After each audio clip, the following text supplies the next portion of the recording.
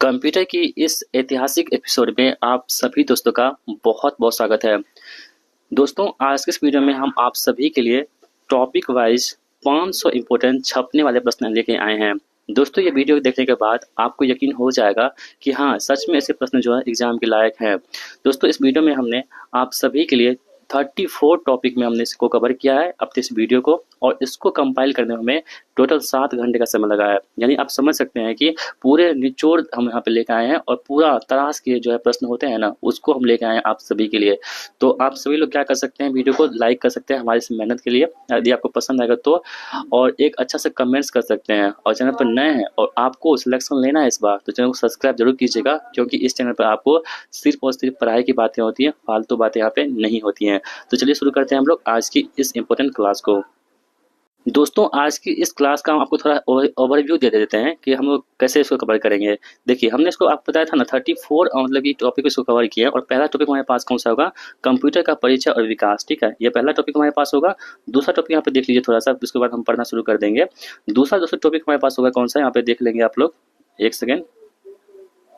तो यहाँ पे है कंप्यूटर हार्डवेयर। ठीक है, और तीसरा टॉपिक यहाँ पे देख लेंगे आप सभी लोग, तो कंप्यूटर सॉफ्टवेयर। ठीक है, और चौथा टॉपिक यहाँ पे थोड़ा सा देख लीजिए, उसके बाद स्टार्ट करेंगे हम लोग।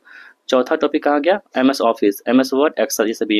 यानी कि 34 टॉपिक में हमने पूरे इस जो पीडीएफ है उसको कंपाइल किए हैं। यानी कि हमको 7 घंटे का समय लगा दोस्तों इसको कंपाइल करने में आप सभी के लिए। तो बहुत मेहनत इस पर लगी है, हमने बहुत अच्छे से मेहनत किया है, और पूरा हमें विश्वास है दोस्तों कि यहाँ से आपके सवाल एग्जाम में जरूर पूछे जाएंगे। बस दोस्तों, आप लोग क्या कीजिएगा, इस वीडियो को लास्ट तक जरूर देख के जाइएगा। और दोस्तों हाँ, एक बात आप लोग ध्यान रखिएगा कि इस वीडियो के पीडीएफ में पासवर्ड लगा हुआ है। पासवर्ड लगाने का एक ही मकसद है दोस्तों हमारा, कि आप लोग इस वीडियो को लास्ट तक देखें, और लास्ट तक देखेगा कंसंट्रेट होकर के, तब क्या होगा, आप एग्जाम में क्वेश्चन को सॉल्व कर पाएंगे। और जब आप क्वेश्चन को एग्जाम में सॉल्व कर पाएंगे तो आपको क्या होगा दोस्तों, नौकरी हो जाएगी। और आपको पता है दोस्तों, जब नौकरी हो जाती है ना, सबसे ज़्यादा जो खुश होती है वो अपनी माँ होती है। तो अपने उस लाचार माँ बाप के चेहरे को देखते हुए, जो आपके लिए आशा लगाई हुई है कि इस बार मेरा बेटा या बेटी नौकरी लेके आएगा, तो उसके चेहरे को देख करके इस वीडियो को लास्ट तक जरूर देख लीजिएगा। दोस्तों, आपके लिए हम कह रहे हैं ना, बहुत हम मेहनत करके इस वीडियो को बनाए हैं, प्रश्नों को लेकर आए हैं। हमारा एक ही मकसद है कि आप सभी के घर में नौकरी हो, खुशियाँ हो, आपकी माँ बाप जो है बहुत खुश हो, क्योंकि माँ बाप के अलावा दुनिया में दोस्तों कोई नहीं होता है। यानी कि सबसे जो टॉप पर होता है ना, वो माँ बाप ही होते हैं।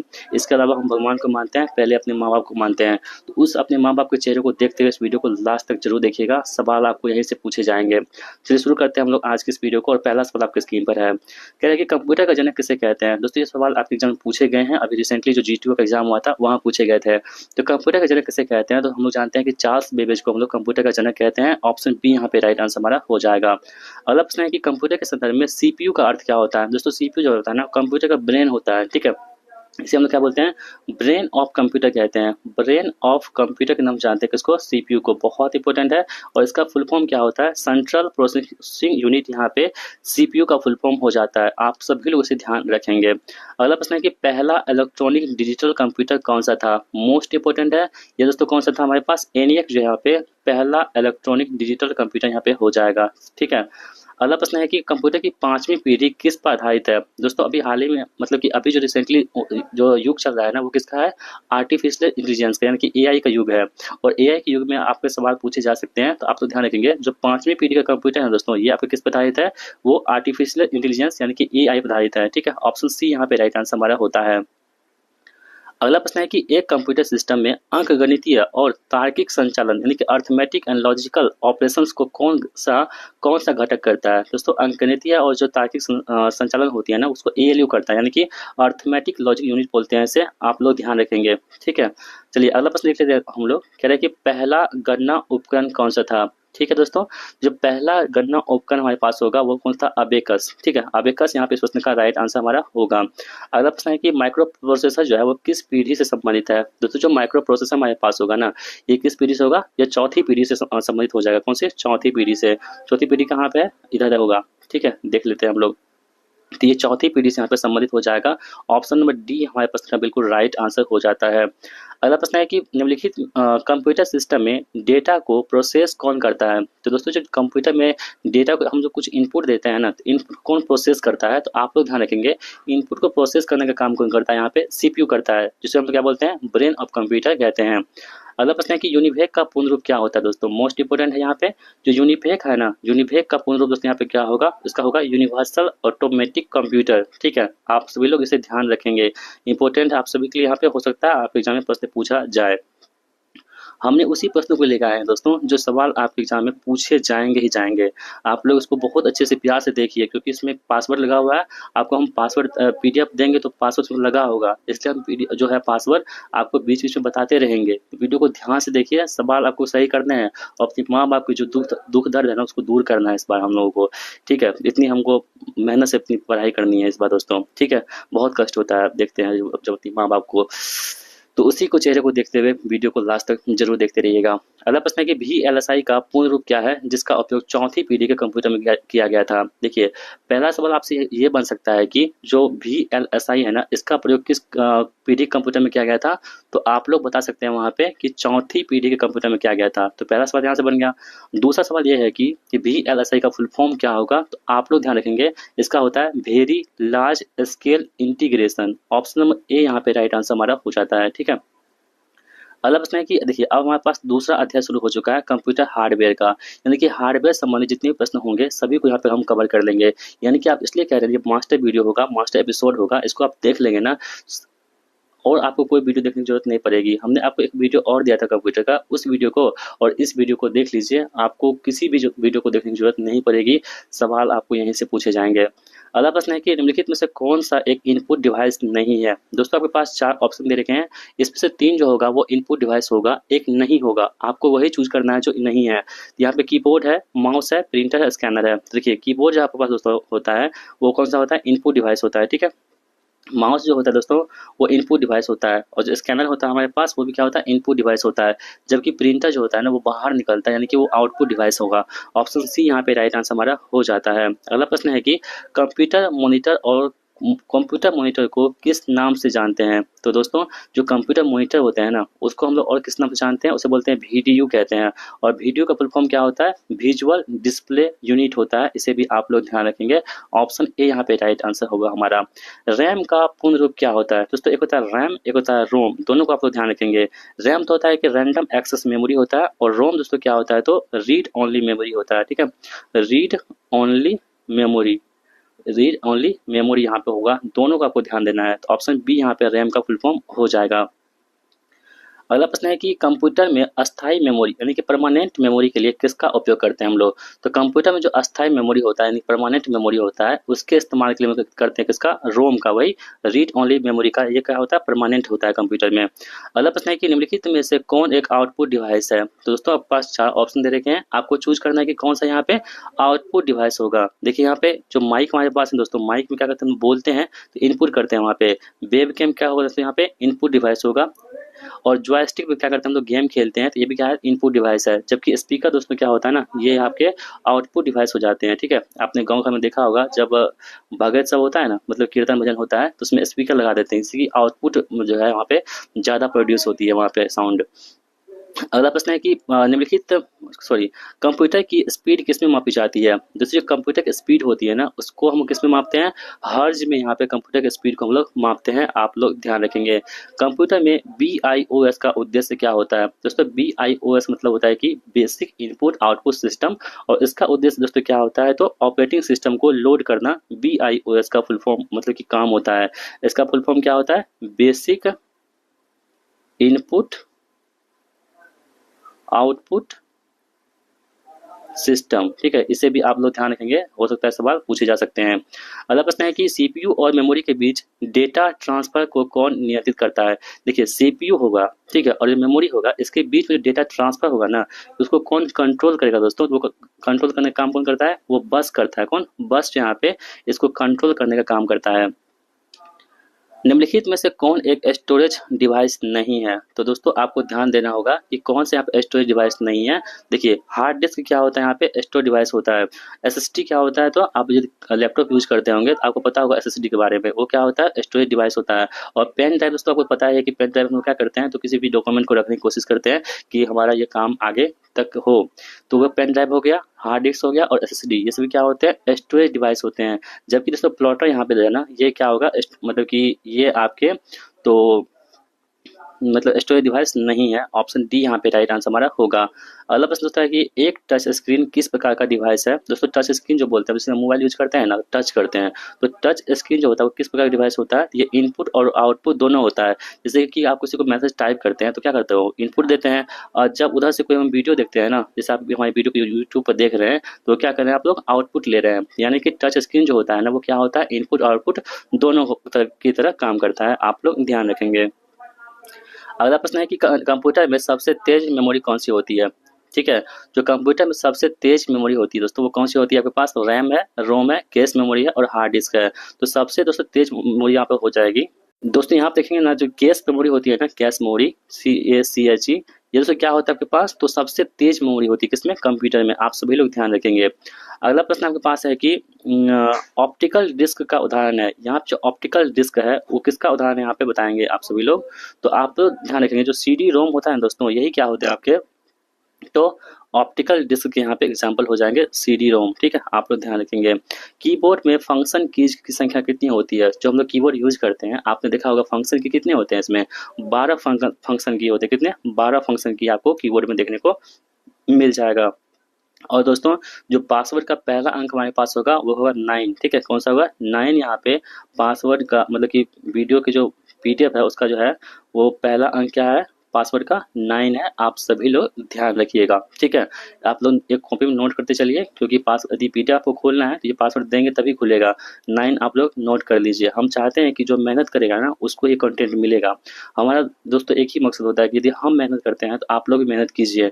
और जो मेहनत करते हैं ना वो व्यक्ति हमें बहुत पसंद होते हैं, क्योंकि मेहनत करने वाले जो होते हैं वो अपने घर की परिस्थिति को, अपने माँ बाप के चेहरे को, अपने जो बीते हुए समय है ना उसको अच्छा करना चाहते हैं। ऐसे व्यक्ति मुझे बहुत पसंद होते हैं। तो उनके लिए जो PDF होगा, जो मेहनत करके लास्ट तक देखेंगे, तो ये PDF का पहला पासवर्ड 9 है। आप लोग नोट कर लीजिए।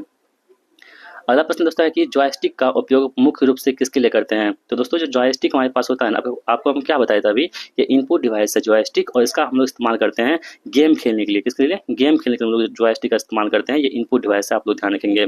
बारकोड रीडर किस प्रकार का डिवाइस है। दोस्तों जो हमने, आप लोग आजकल जो क्या करते हैं, कुछ भी सामान लेते हैं तो बारकोड से स्कैन कर लेते हैं। तो इसका काम दोस्तों क्या होता है, बारकोड रीडर का ये दोस्तों जो काम होता है ना, स्कैन करना, ये क्या है, इनपुट डिवाइस यहाँ पे होगा, बारकोड रीडर। ठीक है, ऑप्शन बी यहाँ पे राइट आंसर होगा। SSD का पूर्ण रूप क्या होता है। दोस्तों ये स्टोरेज डिवाइस है, आपको पता है कि लैपटॉप से में लगा होता है SSD। तो SSD का यहाँ पे फुल फॉर्म पूछा जा रहा है कि SSD का फुल फॉर्म क्या होगा, आपको बताना है। तो दोस्तों आपको ध्यान रखेंगे, जो SSD होता है ना, इसका फुल फॉर्म होता है सॉलिड स्टेट डिवाइस। क्या होता है, solid state drive, sorry solid state यहाँ पे ड्राइव, यहाँ पे SSD का यहाँ पे फुल फॉर्म हो जाएगा। आप लोग ध्यान रखेंगे। प्लॉटर का उपयोग किस लिए करते हैं। तो जो प्लॉटर हमारे पास होता है ना, इसका इस्तेमाल हम लोग क्यों करते हैं, आप लोग ध्यान रखिएगा। इसका इस्तेमाल करते हैं उच्च गुणवत्ता वाले ग्राफिक्स और बड़े ड्राइंग प्रिंट करने के लिए। हम लोग क्या करते हैं, प्लॉटर का इस्तेमाल करते हैं। यानी कि आपको हाई रेजोल्यूशन का आपको कोई प्रिंट निकालना है या बड़े ड्राइंग प्रिंट निकालना है आपको, तो उसके लिए आप इसका इस्तेमाल करेंगे, तो प्लॉटर का इस्तेमाल करेंगे। आप लोग इस बात को ध्यान रख सकते हैं। ठीक है, चलिए अगला प्रश्न दोस्तों देख लेते हैं। कह रहा है कि कंप्यूटर को बंद करने पर कौन सी मेमोरी अपना डेटा खो देती है। यदि आप कंप्यूटर को बंद कर देते हैं ना, तो ऐसी कौन सी मेमोरी है कंप्यूटर में जो अपनी डाटा को खो देती है। जैसे बंद की है मतलब काम खत्म, वो दोस्तों कौन सी होती है, रैम होती है। यानी इसे क्या बोलते हैं हम लोग, अस्थायी बोलते हैं। ये कि स्टेबल नहीं है, परमानेंट नहीं है, ये टेम्प्रोरी है। कौन सा, रैम। और जो रोम हमारे पास होता है, रोम, वो क्या होता है, परमानेंट होता है। आपको हम पहले बता चुके हैं। तो रैम दोस्तों क्या होता है, रैंडम एक्सेस मेमोरी। ये क्या होता है, टेम्प्रोरी होती है मेमोरी। कहाँ पे, कंप्यूटर में। आप जैसे कंप्यूटर बंद करेंगे ये भी खत्म हो जाएगा। अगला प्रश्न है कि पोर्ट क्या होता है। दोस्तों हम बात करेंगे पोर्ट का, तो पोर्ट क्या होता है, यहाँ पे कंप्यूटर ऑप्शन देख लेते हैं। कंप्यूटर का एक सॉफ्टवेयर प्रोग्राम है क्या। देखिए पोर्ट जो होता है ना, वो कंप्यूटर के बाहरी उपकरण को जोड़ने के लिए एक इंटरफेस देता है। जैसे कि मान लीजिए कि उसमें कंप्यूटर में कीबोर्ड जोड़ना है हमको है, ठीक है, CPU जोड़ना है हमको, इस सब के लिए जिसका इस्तेमाल होता है ना, वो पोर्ट का काम करता है। ठीक है, तो ऑप्शन बी यहाँ पे राइट आंसर हमारा होगा। अगला प्रश्न है कि प्रोजेक्टर किस प्रकार का डिवाइस है। ठीक है दोस्तों, जो प्रोजेक्टर हमारे पास होगा ना, ये किस प्रकार का डिवाइस होगा। देखिए प्रोजेक्टर का काम कहाँ होता है, हम लोग सिनेमा हॉल में सिनेमा देखते हैं। आजकल शादी विवाह में देखते होंगे आप लोग कि प्रोजेक्टर लगा देता है। जो गांव मतलब घर में जो चीज़ें होती है ना, वो बाहर भी दिखने को मिलता है, किसमें, शादी विवाह में।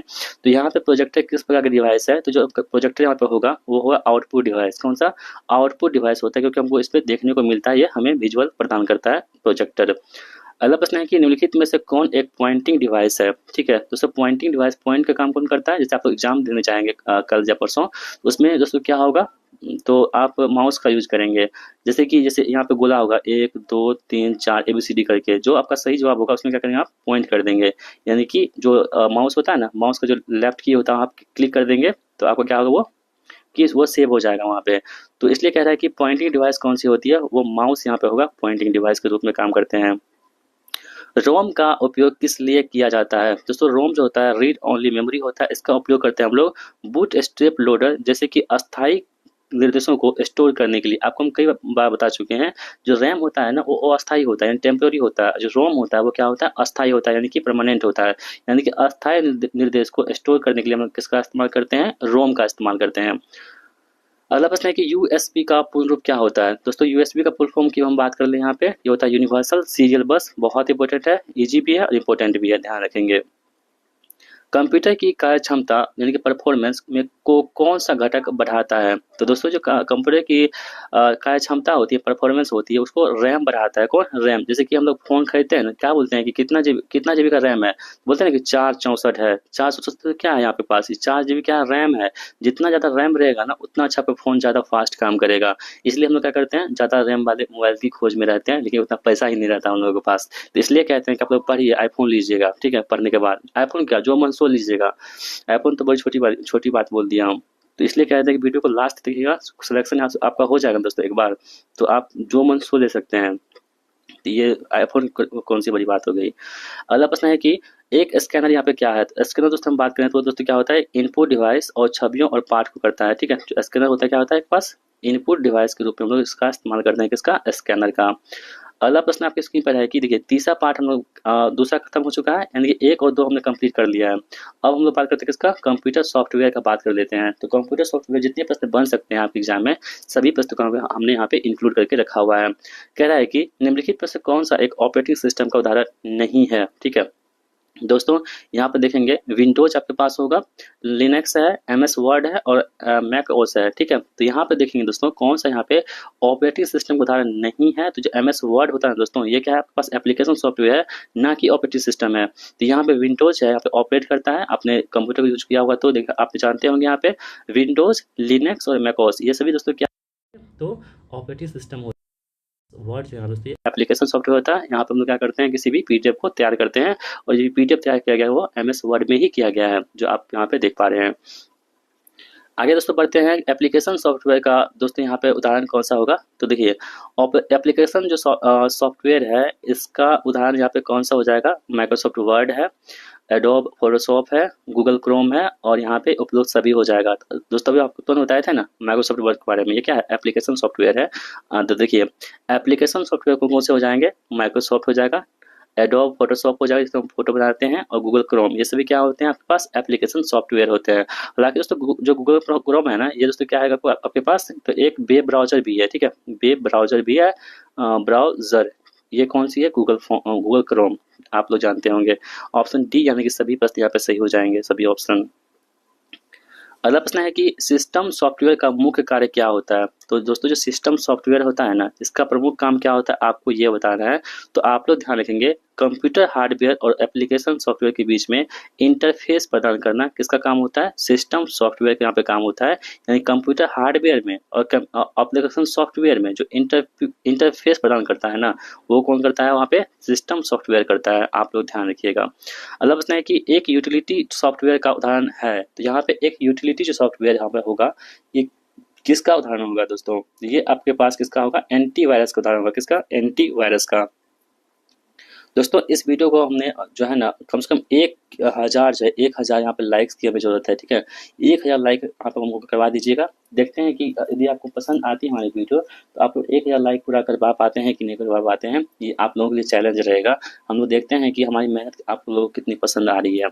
आगे बढ़ते हैं, कंपाइलर क्या है। दोस्तों आप लोग ध्यान रखेंगे, जो कंपाइलर होता है ना, कंपाइलर, इसका काम होता है कि एक प्रोग्राम जो उच्च स्तरीय भाषा को मशीनी भाषा में बदलता है, उसे क्या बोलते हैं, कंपाइलर बोलते हैं। प्रश्न जो आपके प्रीवियस ईयर में पूछे गए हैं, ठीक है, बी स्पेशल में कंपाइलर के बारे में।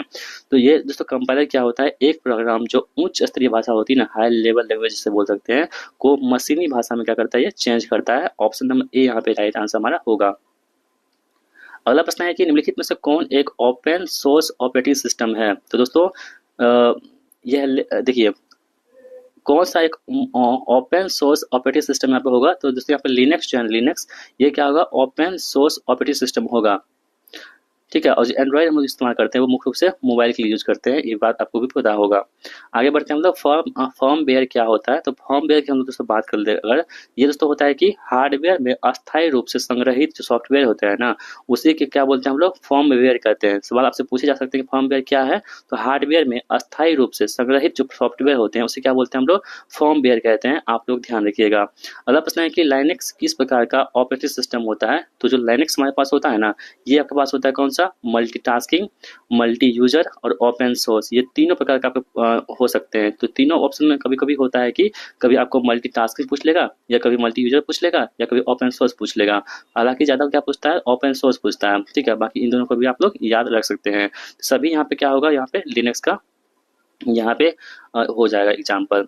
अगला प्रश्न है कि विंडोज ऑपरेटिंग सिस्टम किसने विकसित किया था, ठीक है। तो देखिए विंडोज जो है ना, विंडोज आपको बताए थे ना अभी, तो विंडोज ऑपरेटिंग सिस्टम है, इसको विकसित किया था माइक्रोसॉफ्ट कंपनी के द्वारा। किसके द्वारा, माइक्रोसॉफ्ट कंपनी के द्वारा विंडोज को विकसित किया गया था, यानी कि डेवलप किया गया था।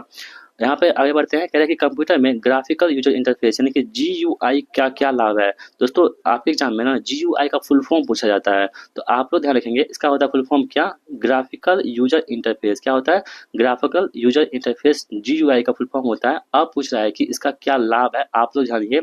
इसका लाभ होता है कि यह उपयोगकर्ताओं यानी कि यूजर्स होते हैं जो यूज करते हैं, या उपयोगकर्ताओं के लिए कंप्यूटर के साथ इंटरेक्ट करना आसान बनाता है। कौन सा, GUI। तो आप लोग ध्यान रख सकते हैं। अगला प्रश्न है कि ऑपरेटिंग सिस्टम का मुख्य उद्देश्य क्या होता है। जो ऑपरेटिंग सिस्टम हमारे पास होता है ना, इसका प्रमुख काम क्या होता है कि उपयोगकर्ता यानी यूजर्स और कंप्यूटर हार्डवेयर के बीच में क्या करना, इंटरफेस प्रदान करना। किसका काम होता है, ऑपरेटिंग सिस्टम का काम होता है। ध्यान रखिएगा आप सभी लोग। आगे बढ़ते हैं, एप्लीकेशन सॉफ्टवेयर का प्राथमिक काम क्या होता है। वहां पर हम लोग क्या देखे थे, यहाँ पे क्या देखे थे, यहाँ पे देखे थे कि ऑपरेटिंग सिस्टम में क्या काम होता है। और यहाँ पे हम लोग क्या देख रहे हैं, यहाँ पे तो एप्लीकेशन सॉफ्टवेयर को देख रहे हैं, यानी कि एप्लीकेशन सॉफ्टवेयर का प्राथमिक काम क्या होता है। तो आप लोग ध्यान रखिएगा, जो एप्लीकेशन सॉफ्टवेयर होता है ना, इसका प्राथमिक काम होता है कि विशिष्ट उपयोगकर्ताओं कार्यों को पूरा करना, ठीक है। अगला प्रश्न है कि ड्राइवर क्या होता है। दोस्तों ड्राइवर वो नहीं है कि जो गाड़ी चलाता है, कंप्यूटर की बात हो रही है यहाँ पे। तो ड्राइवर होता है ना, इसका काम होता है कि एक सॉफ्टवेयर जो हार्डवेयर डिवाइस को ऑपरेटिंग सिस्टम के साथ संचार करने की अनुमति देता है ना, उसे हम लोग क्या बोलते हैं, ड्राइवर कहते हैं। अगला प्रश्न है कि फाइल कंप्रेशन सॉफ्टवेयर का उदाहरण है। तो दोस्तों आप देखेंगे जो फाइल कंप्रेशन होता है, जैसे कि मान लीजिए कि आपका कोई PDF है जो 2 MB का है, ठीक है, उसको आपको चेंज करके जो है ना, कंप्रेस करके आपको, यदि आपको 15 KB में करना है तो किसका इस्तेमाल करेंगे हम लोग, ये WinZip का इस्तेमाल करेंगे, ठीक है। इसे क्या बोलते हैं, फाइल कंप्रेशन जो यहाँ पे सॉफ्टवेयर कहते हैं। कंप्रेसर रहता है ना, तब इसको हम क्या करते हैं, रिड्यूस कर देते हैं, ठीक है। यहाँ पे कंप्रेशन है, यहाँ पे दूसरे WinZip का इस्तेमाल करते हैं कंप्रेशन के लिए, ठीक है। आप लोग ध्यान रखेंगे। अगला प्रश्न है कि यूटिलिटी सॉफ्टवेयर का एक अन्य कार्य क्या है। तो दोस्तों जो यूटिलिटी सॉफ्टवेयर होता है, इसका एक अन्य काम क्या होता है कि डिस्क डीफ्रेगमेंटेशन। आप लोग ध्यान रखिएगा, किसका, यूटिलिटी सॉफ्टवेयर का काम होता है। अगला प्रश्न है कि जब कोई कंप्यूटर रिबूट होता है तो ऑपरेटिंग सिस्टम को किस में लोड किया जाता है। तो दोस्तों जब भी कोई कंप्यूटर रिबूट होगा तब क्या होगा, तो ऑपरेटिंग सिस्टम को किस में लोड किया जाता है, तो ये रैम में लोड किया जाता है। किसमें, रैम में। कंप्यूटर भाषा को मशीनी भाषा में बदलने के लिए किसका उपयोग करते हैं। तो जो कंप्यूटर भाषा होती है ना, उसको मशीनी लैंग्वेज में चेंज करने के लिए हम लोग किसका इस्तेमाल करते हैं, कंपाइलर या इंटरप्रेटर का इस्तेमाल करते हैं। बहुत इंपॉर्टेंट है, ये सवाल आपके एग्जाम में कई बार पूछे गए हैं, तो आप लोग ध्यान रखेंगे। तो जो कंप्यूटर भाषा को मशीनी भाषा में बदलने के लिए किसका इस्तेमाल करते हैं हम लोग, कंपाइलर का इस्तेमाल करते हैं या इंटरप्रेटर का इस्तेमाल करते हैं। इंपॉर्टेंट है, आप लोग ध्यान रख सकते हैं इसको। अगला सवाल आपके पास है कि एक कंप्यूटर प्रोग्राम जो खुद को दोहराता है और अन्य कंप्यूटरों में फैलाता है उसे क्या कहते हैं, उसे बोलते हैं वर्म कहते हैं। क्या बोलते हैं, वर्म के नाम से जानते हैं। सॉफ्टवेयर लाइसेंस क्या होता है। तो दोस्तों आपने पढ़ा होगा इस चीज़ को, तो सॉफ्टवेयर लाइसेंस भी आपने पढ़ा होगा सॉफ्टवेयर के क्लास में। तो सॉफ्टवेयर लाइसेंस की हम लोग यहाँ पे बात कर लेते हैं। तो ये क्या होता है आपके पास, तो एक कानूनी दस्तावेज जो सॉफ्टवेयर के उपयोग को नियंत्रित यानी कंट्रोल करता है, ठीक है। इसे क्या बोलते हैं, लाइसेंस लेना बोलते हैं। बूटिंग प्रक्रिया का क्या अर्थ होता है दोस्तों, जो बूटिंग प्रक्रिया होती है ना, इसका काम क्या होता है कि कंप्यूटर को शुरू करना और ऑपरेटिंग सिस्टम को लोड करना, ये क्या होता है, बूटिंग प्रक्रिया के अंतर्गत आता है। इस बात को आप लोग ध्यान रख सकते हैं। तो इस प्रकार हमने आपको 3 जो यहाँ पे अध्याय थे यानी 3 टॉपिक को कवर करवा दिया है। अब हम बढ़ते हैं चौथे टॉपिक की ओर। दोस्तों जो चौथा टॉपिक है ना, ये आपके लिए बहुत इंपॉर्टेंट है, क्योंकि इसमें एमएस ऑफिस के बारे में चर्चा की गई है। इसमें आपको एमएस वर्ड, एक्सेल और पावर पॉइंट से संबंधित प्रश्न देखने को मिलेंगे, जो आपके एग्जाम का फेवरेट टॉपिक है। ठीक है, देखिए पहला सवाल कह रहा है कि एमएस वर्ड में नया डॉक्यूमेंट बनाने के लिए किस शॉर्टकट कुंजी का इस्तेमाल करते हैं। तो एमएस वर्ड में जो न्यू डॉक्यूमेंट हम लोग बनाते हैं, तो इसके लिए जो शॉर्टकट इस्तेमाल करते हैं वो Ctrl+N दबाते हैं, तब क्या होता है, एमएस वर्ड में नया डॉक्यूमेंट यहाँ पे बन जाता है। अगला प्रश्न है कि एमएस एक्सेल में वर्क बुक क्या होती है। दोस्तों जो एमएस एक्सेल में जो वर्क बुक होगा दोस्तों, ये क्या होता है, तो वर्कशीट और चार्ट का जो संग्रह होता है ना, उसे क्या बोलते हैं हम लोग, वर्क बुक कहते हैं, जहाँ पे हम लोग कोई भी डाटा को तैयार करते हैं। अगला प्रश्न है कि एमएस पावर पॉइंट में स्लाइड शो शुरू करने के लिए किस कुंजी का इस्तेमाल करते हैं। यदि आप जो है ना एमएस पावर पॉइंट यूज करते होंगे, उसमें क्या होता है, स्लाइड शो होता है, जो आप उसमें एनिमेशन देंगे ना, तो उसके बाद क्या होगा, उसका स्लाइड शो होते रहेगा, यानी कि अपने आप आते रहेगा। तो उसको शुरू करने के लिए हम लोग किस कुंजी का इस्तेमाल करते हैं, किस शॉर्टकट की का इस्तेमाल करते हैं, आप लोग जानिए। यहाँ पे कहाँ गया ऑप्शन हमारा, ये F5 का इस्तेमाल करते हैं। कि F5 का इस्तेमाल करते हैं किसके लिए, तो जो हमारे पास पावर पॉइंट होता है ना, उसमें स्लाइड शो को चालू करने के लिए। एमएस वर्ड के पाठ को बोल्ड करने के लिए किसका इस्तेमाल करते हैं, यानी कि आपने जो फोन सुना होगा बोल्ड, इटैलिक सब, तो यहाँ पे कह रहा है कि एमएस वर्ड में जो पाठ होती है उसको बोल्ड करने के लिए किसका इस्तेमाल करते हैं, Ctrl+B का इस्तेमाल करते हैं। Ctrl+B का इस्तेमाल करते हैं किसके लिए, बोल्ड के लिए। दोस्तों आपके एग्जाम में Alt+B दे देगा, ठीक है, Alt+B दे देगा, तो बहुत लोग यहाँ पे कंफ्यूज हो जाएंगे। ठीक है, यहाँ पर आपको कंफ्यूज नहीं होना। एमएस वर्ड जब भी कहेगा आपको, तो वो कंट्रोल पे ही चर्चा होगी, Ctrl+B यहाँ पे इस्तेमाल करेंगे, इसका इस्तेमाल यहाँ पे नहीं करेंगे। ठीक है, आप लोग ध्यान रखिएगा। अगला प्रश्न दोस्तों क्या है यहाँ पे कि एमएस एक्सेल में सेल एड्रेस को कैसे दर्शाया जाता है। तो यदि आप एक्सेल यूज करते होंगे, एक्सेल सीट को, तो उसमें सेल एड्रेस होता है, उसको हम लोग कैसे दर्शा सकते हैं, तो कॉलम, लेटर और रोल नंबर में जो यहाँ पे सेल एड्रेस को दर्शा सकते हैं, आप लोग ध्यान रखिएगा।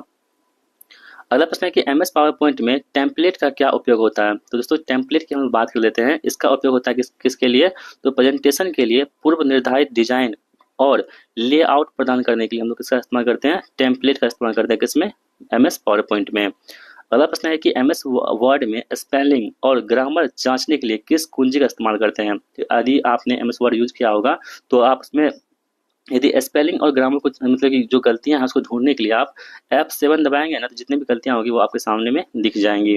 अगला प्रश्न है कि एमएस एक्सेल में सम फंक्शन का क्या उपयोग होता है। दोस्तों एमएस फंक्शन जो एक्सेल होती है, इसमें जो सम फंक्शन होता है ना, इसका इस्तेमाल क्या होती है, आप लोग ध्यान रखेंगे, संख्याओं को जोड़ने के लिए। सम मतलब क्या होता है, जोड़, तो जोड़ने के लिए इसका इस्तेमाल करते हैं, संख्या को जोड़ने के लिए एमएस एक्सेल में सम फंक्शन का काम यहाँ पे होगा।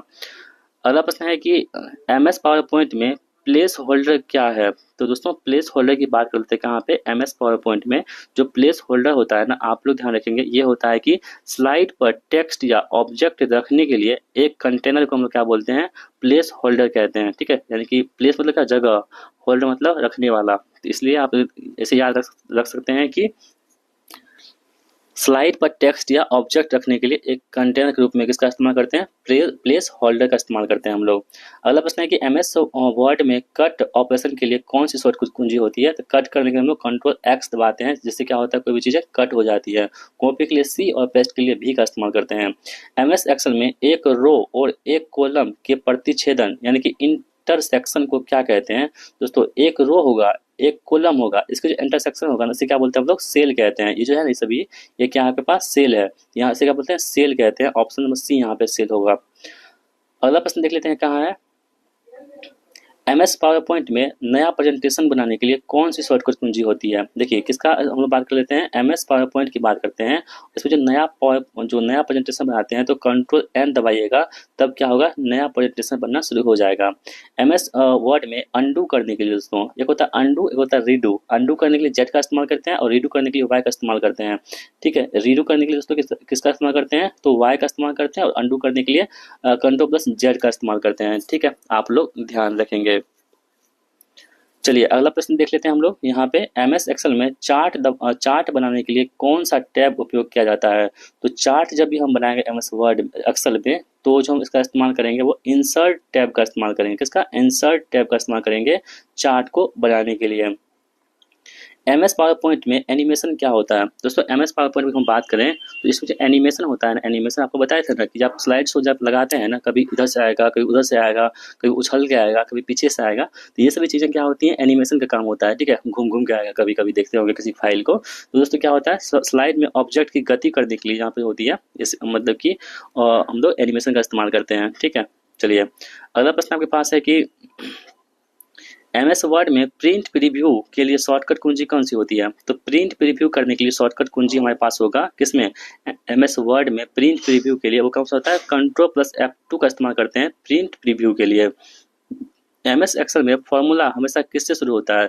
तो आप फॉर्मूला यदि लिखते हैं एमएस एक्सेल में तो आप कहाँ शुरू करते हैं, बराबर से, यानी कि जो इक्वल टू होता है ना, इसी से इस्तेमाल करते हैं हम लोग। कोई फॉर्मूला लिखने से पहले आपको ये साइन आपको लगाना पड़ेगा। ठीक है, आप लोग ध्यान रखेंगे। एमएस पावर पॉइंट में स्लाइड ट्रांजिशन क्या होती है? तो स्लाइड ट्रांजिशन दोस्तों किसमें पूछा जा रहा है आपको, एमएस पावर पॉइंट में पूछा है कि स्लाइड ट्रांजिशन क्या होता है। तो आप लोग ध्यान रख सकते हैं कि एक स्लाइड से दूसरे स्लाइड पर जाने के लिए दृश्य प्रभाव को हम लोग क्या बोलते हैं, ट्रांजिशन कहते हैं। कहाँ पे, एमएस पावर पॉइंट में। एमएस वर्ड में फाइंड एंड रिप्लेस के लिए शॉर्टकट कुंजी कौन सी होती है? दोस्तों एमएस वर्ड में जो फाइंड एंड रिप्लेस करेंगे ना, इसके लिए शॉर्टकट कुंजी होगी वो कौन सा होगा, Ctrl+H दबाएंगे तो एमएस वर्ड में फाइंड एंड रिप्लेस हो जाएगा। इंपॉर्टेंट है, आप सभी लोग ध्यान रखिएगा। ठीक है, सभी प्रश्न बहुत इंपॉर्टेंट है, सवाल तो आपको यहाँ से आना ही आना है, चाहे जो कुछ भी हो जाए। अगला प्रश्न है कि एमएस एक्सेल में ऑटोसम फंक्शन किस समूह में पाया जाता है? तो दोस्तों आप तो ध्यान रखेंगे, जो ऑटो सम फंक्शन होती है ना, ये आपके होम टैब और एडिटिंग समूह में पाए जाते हैं। ऑप्शन नंबर ए यहाँ पे राइट आंसर हमारा होता है। एमएस वर्ड में पेज ब्रेक डालने के लिए किसका इस्तेमाल करते हैं? दोस्तों एमएस वर्ड में जो पेज ब्रेक डालते हैं हम लोग इस्तेमाल करते हैं Ctrl+Enter दबाएंगे ना तो क्या होगा, पेज ब्रेक हो जाएगा। ठीक है, ऑप्शन ए यहाँ पे पेज ब्रेक जो है Ctrl+Enter दबाएंगे तो क्या होगा, पेज ब्रेक होगा। आप लोग ध्यान रखिएगा। एमएस एक्सेल में पिवट टेबल का उपयोग किस लिए करते हैं? मोस्ट इंपोर्टेंट है, आजकल बहुत यूज करता है पिवट का। तो एमएस एक्सेल में जो पिवट टेबल होता है इसका इस्तेमाल जो है किस लिए किया जाता है दोस्तों? आप लोग ध्यान रखेंगे, डेटा का सारांश यानी समराइज करने और उसका विश्लेषण करने के लिए हम लोग क्या करते हैं, पिवट टेबल का इस्तेमाल करते हैं। किसमें, एमएस एक्सेल में। अगला प्रश्न है कि एमएस वर्ड में मास्टर स्लाइड क्या लाभ होता है? तो दोस्तों स्लाइड की जब भी बात होगी ना, वो बात किसकी होगी, एमएस पावर पॉइंट की बात होगी, और सीट की बात होगी तो एक्सेल की बात होगी। इस बात को आप लोग ध्यान रख सकते हैं। एमएस अब पावर पॉइंट में मास्टर स्लाइड का क्या लाभ होता है? दोस्तों इसका लाभ होता है कि प्रेजेंटेशन में सभी स्लाइड्स पर एक समान लुक और फील बनाए रखने में मदद करता है। कौन सा, मास्टर स्लाइड। आप लोग ध्यान रखिएगा, ऑप्शन बी यहाँ पे राइट आंसर होगा हमारा। एमएस वर्ड में पेज ओरिएंटेशन के विकल्प कौन से होते हैं? तो एक होता है कौन सा, पोर्ट्रेट मोड, एक होता है लैंडस्केप मोड। ठीक है, तो जैसे कि आप यूट्यूब वीडियो देख रहे होंगे, यदि आपको कमेंट करना है तो आपको क्या करना पड़ेगा, यहाँ पे पोर्ट्रेट करना पड़ेगा। ठीक है, यदि आप कमेंट नहीं करेंगे, सिर्फ वीडियो देखेंगे तो आपको लैंडस्केप मोड में देना पड़ेगा। तो इसे क्या बोलते हैं हम लोग, पोर्ट्रेट और लैंडस्केप मोड जो होता है यहाँ पे पेज ओरिएंटेशन के लिए यहाँ पे इस्तेमाल होती है।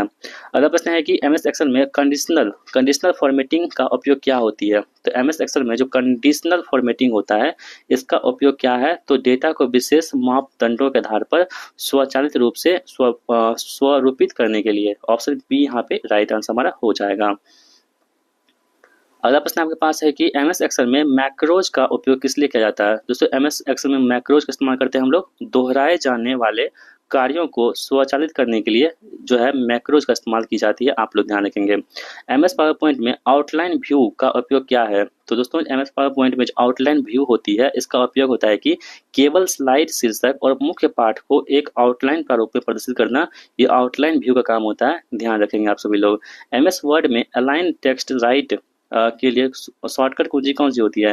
जैसे अभी एग्जाम हुआ था आपके इंटरनल एग्जाम, वहाँ पे प्रश्न पूछे गए थे। ठीक है, ये प्रश्न जो है ना पूछे गए थे, आपके एग्जाम में प्रश्न पूछे जाएंगे, ध्यान रखिएगा आप सभी लोग।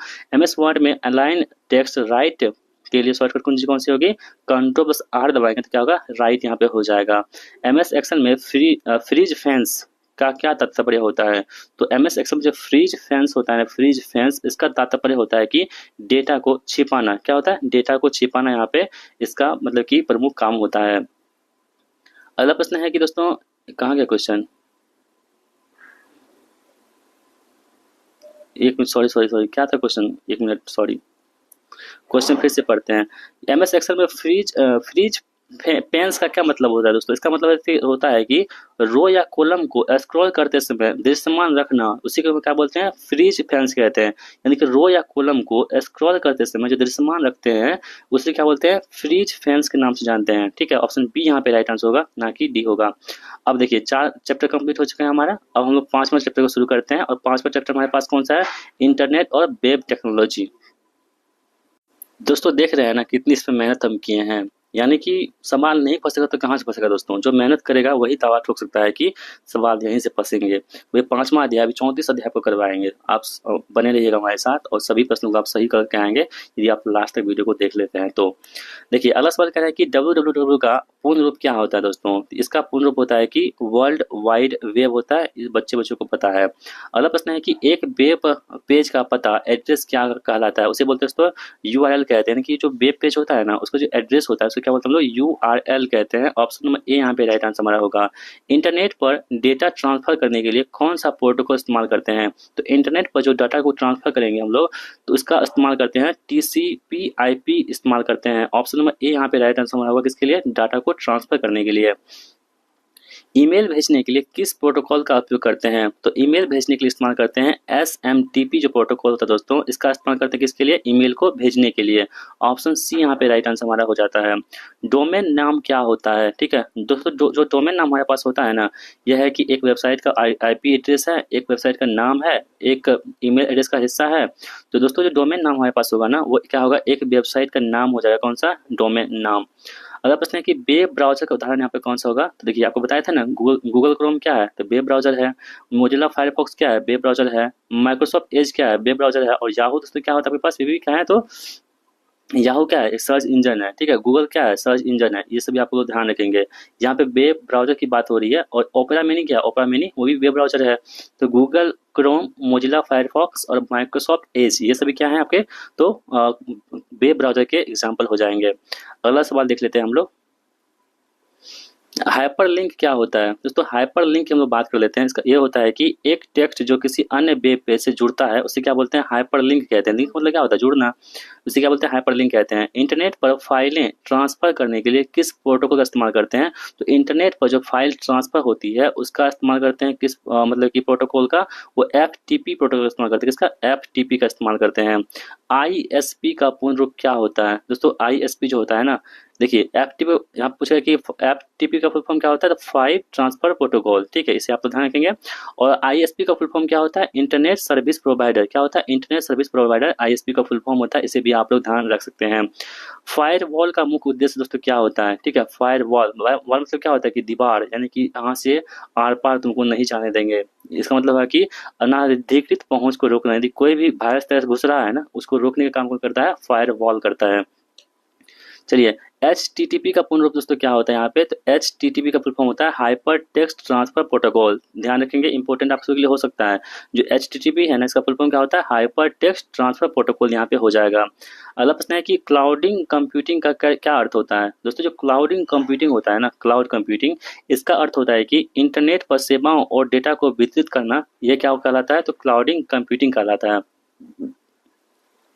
एसईओ का पूर्ण रूप क्या होता है दोस्तों? ये होता है सर्च इंजन ऑप्टिमाइजेशन। जो यूट्यूब वीडियो सब बनाते होंगे उसको पता होगा कि जो एसईओ होता है ना, जैसे कि सर्च इंजन ऑप्टिमाइजेशन कहते हैं इसे।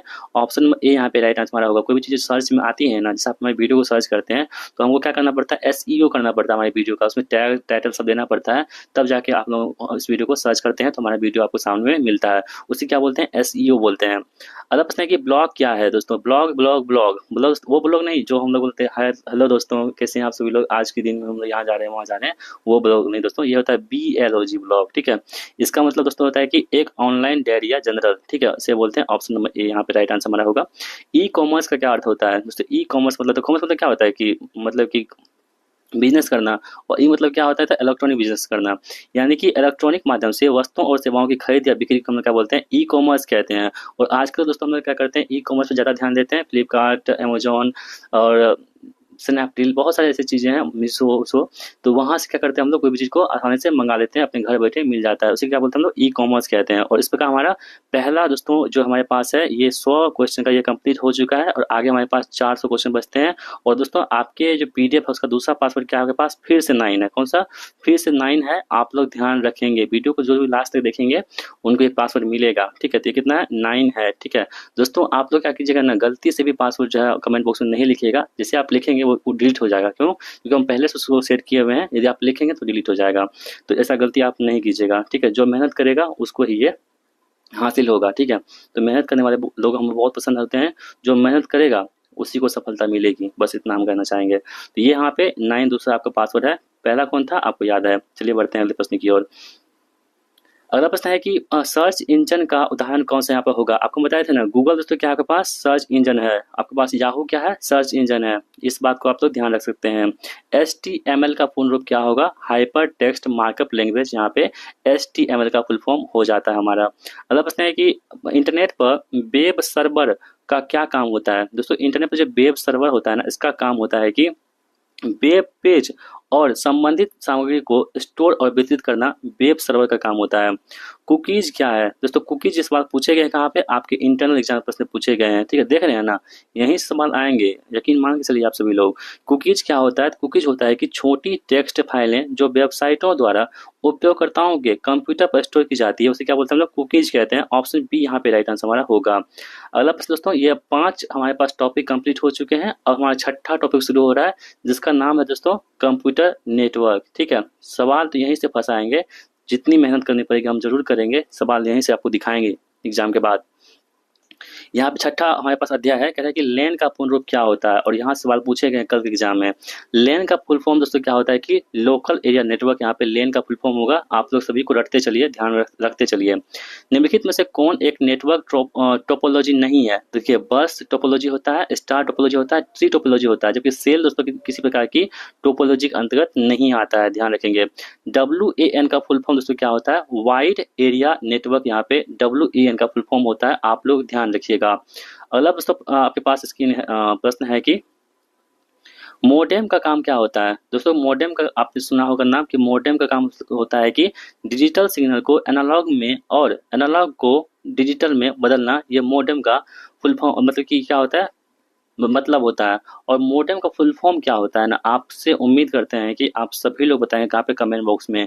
मोडेम का जो है फुल फॉर्म क्या होता है, फुल फॉर्म क्या होता है, आप लोग लिखिए कहाँ पे, कमेंट बॉक्स में। जो भी मेहनत करते हैं ना, जो अपने माँ बाप के सपने को पूरा करना चाहते हैं, सभी लोग लिखिएगा, गलती सही जो भी हो आप लोग लिखिएगा। देखते हैं कि कौन यहाँ तक वीडियो को देखा है, ठीक है। जिसके मतलब कि सच में जो मेहनती है ना, जो अपने माँ बाप के सपनों को पूरा करना चाहते हैं, वो जरूर कमेंट बॉक्स में लिखेंगे मोडेम का फुल फॉर्म, यदि जानते हैं तो। नहीं जानते कुछ भी लिख दीजिए, हमको नहीं पता है, लेकिन लिखिएगा जरूर।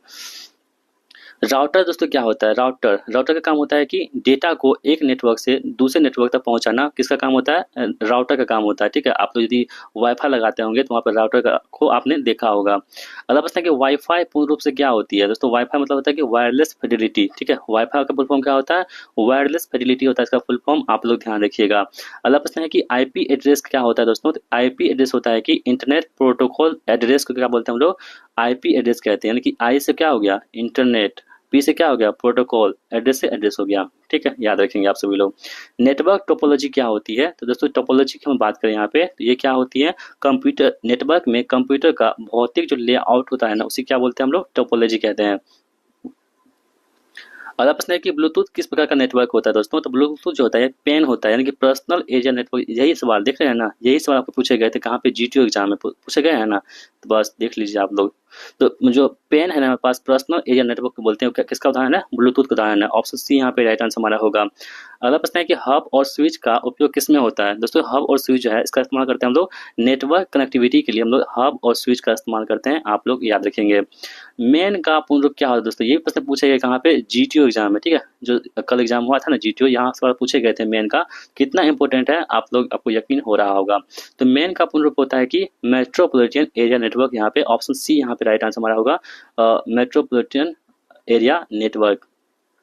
इथरनेट का किसका एक प्रकार है? तो इथरनेट होती है दोस्तों, ये क्या होता है? लोकल एरिया नेटवर्क, यानी कि लेन का प्रकार होता है। कौन सा? इथरनेट। नेटवर्क में क्लाइंट सर्वर का मॉडल क्या होती है? तो दोस्तों नेटवर्क जो क्लाइंट सर्वर मॉडल होती है, इसका काम क्या होता है कि जहां कुछ कंप्यूटर क्लाइंट अन्य कंप्यूटरों सर्वर से संसाधन मांगते हैं, उसे क्या बोलते हैं? क्लाइंट सर्वर कहते हैं। ऑप्शन बी यहाँ पे राइट आंसर हमारा हो जाएगा। अगला प्रश्न है कि रिपीटर क्या क्या कार्य होता है? दोस्तों जो रिपीटर हमारे पास होता है ना, इसका काम होता है कि सिग्नल को बढ़ाना और नेटवर्क रेंज का विस्तार करना। ये किसका काम होता है? रिपीटर का काम होता है। ध्यान रखेंगे आप सभी लोग।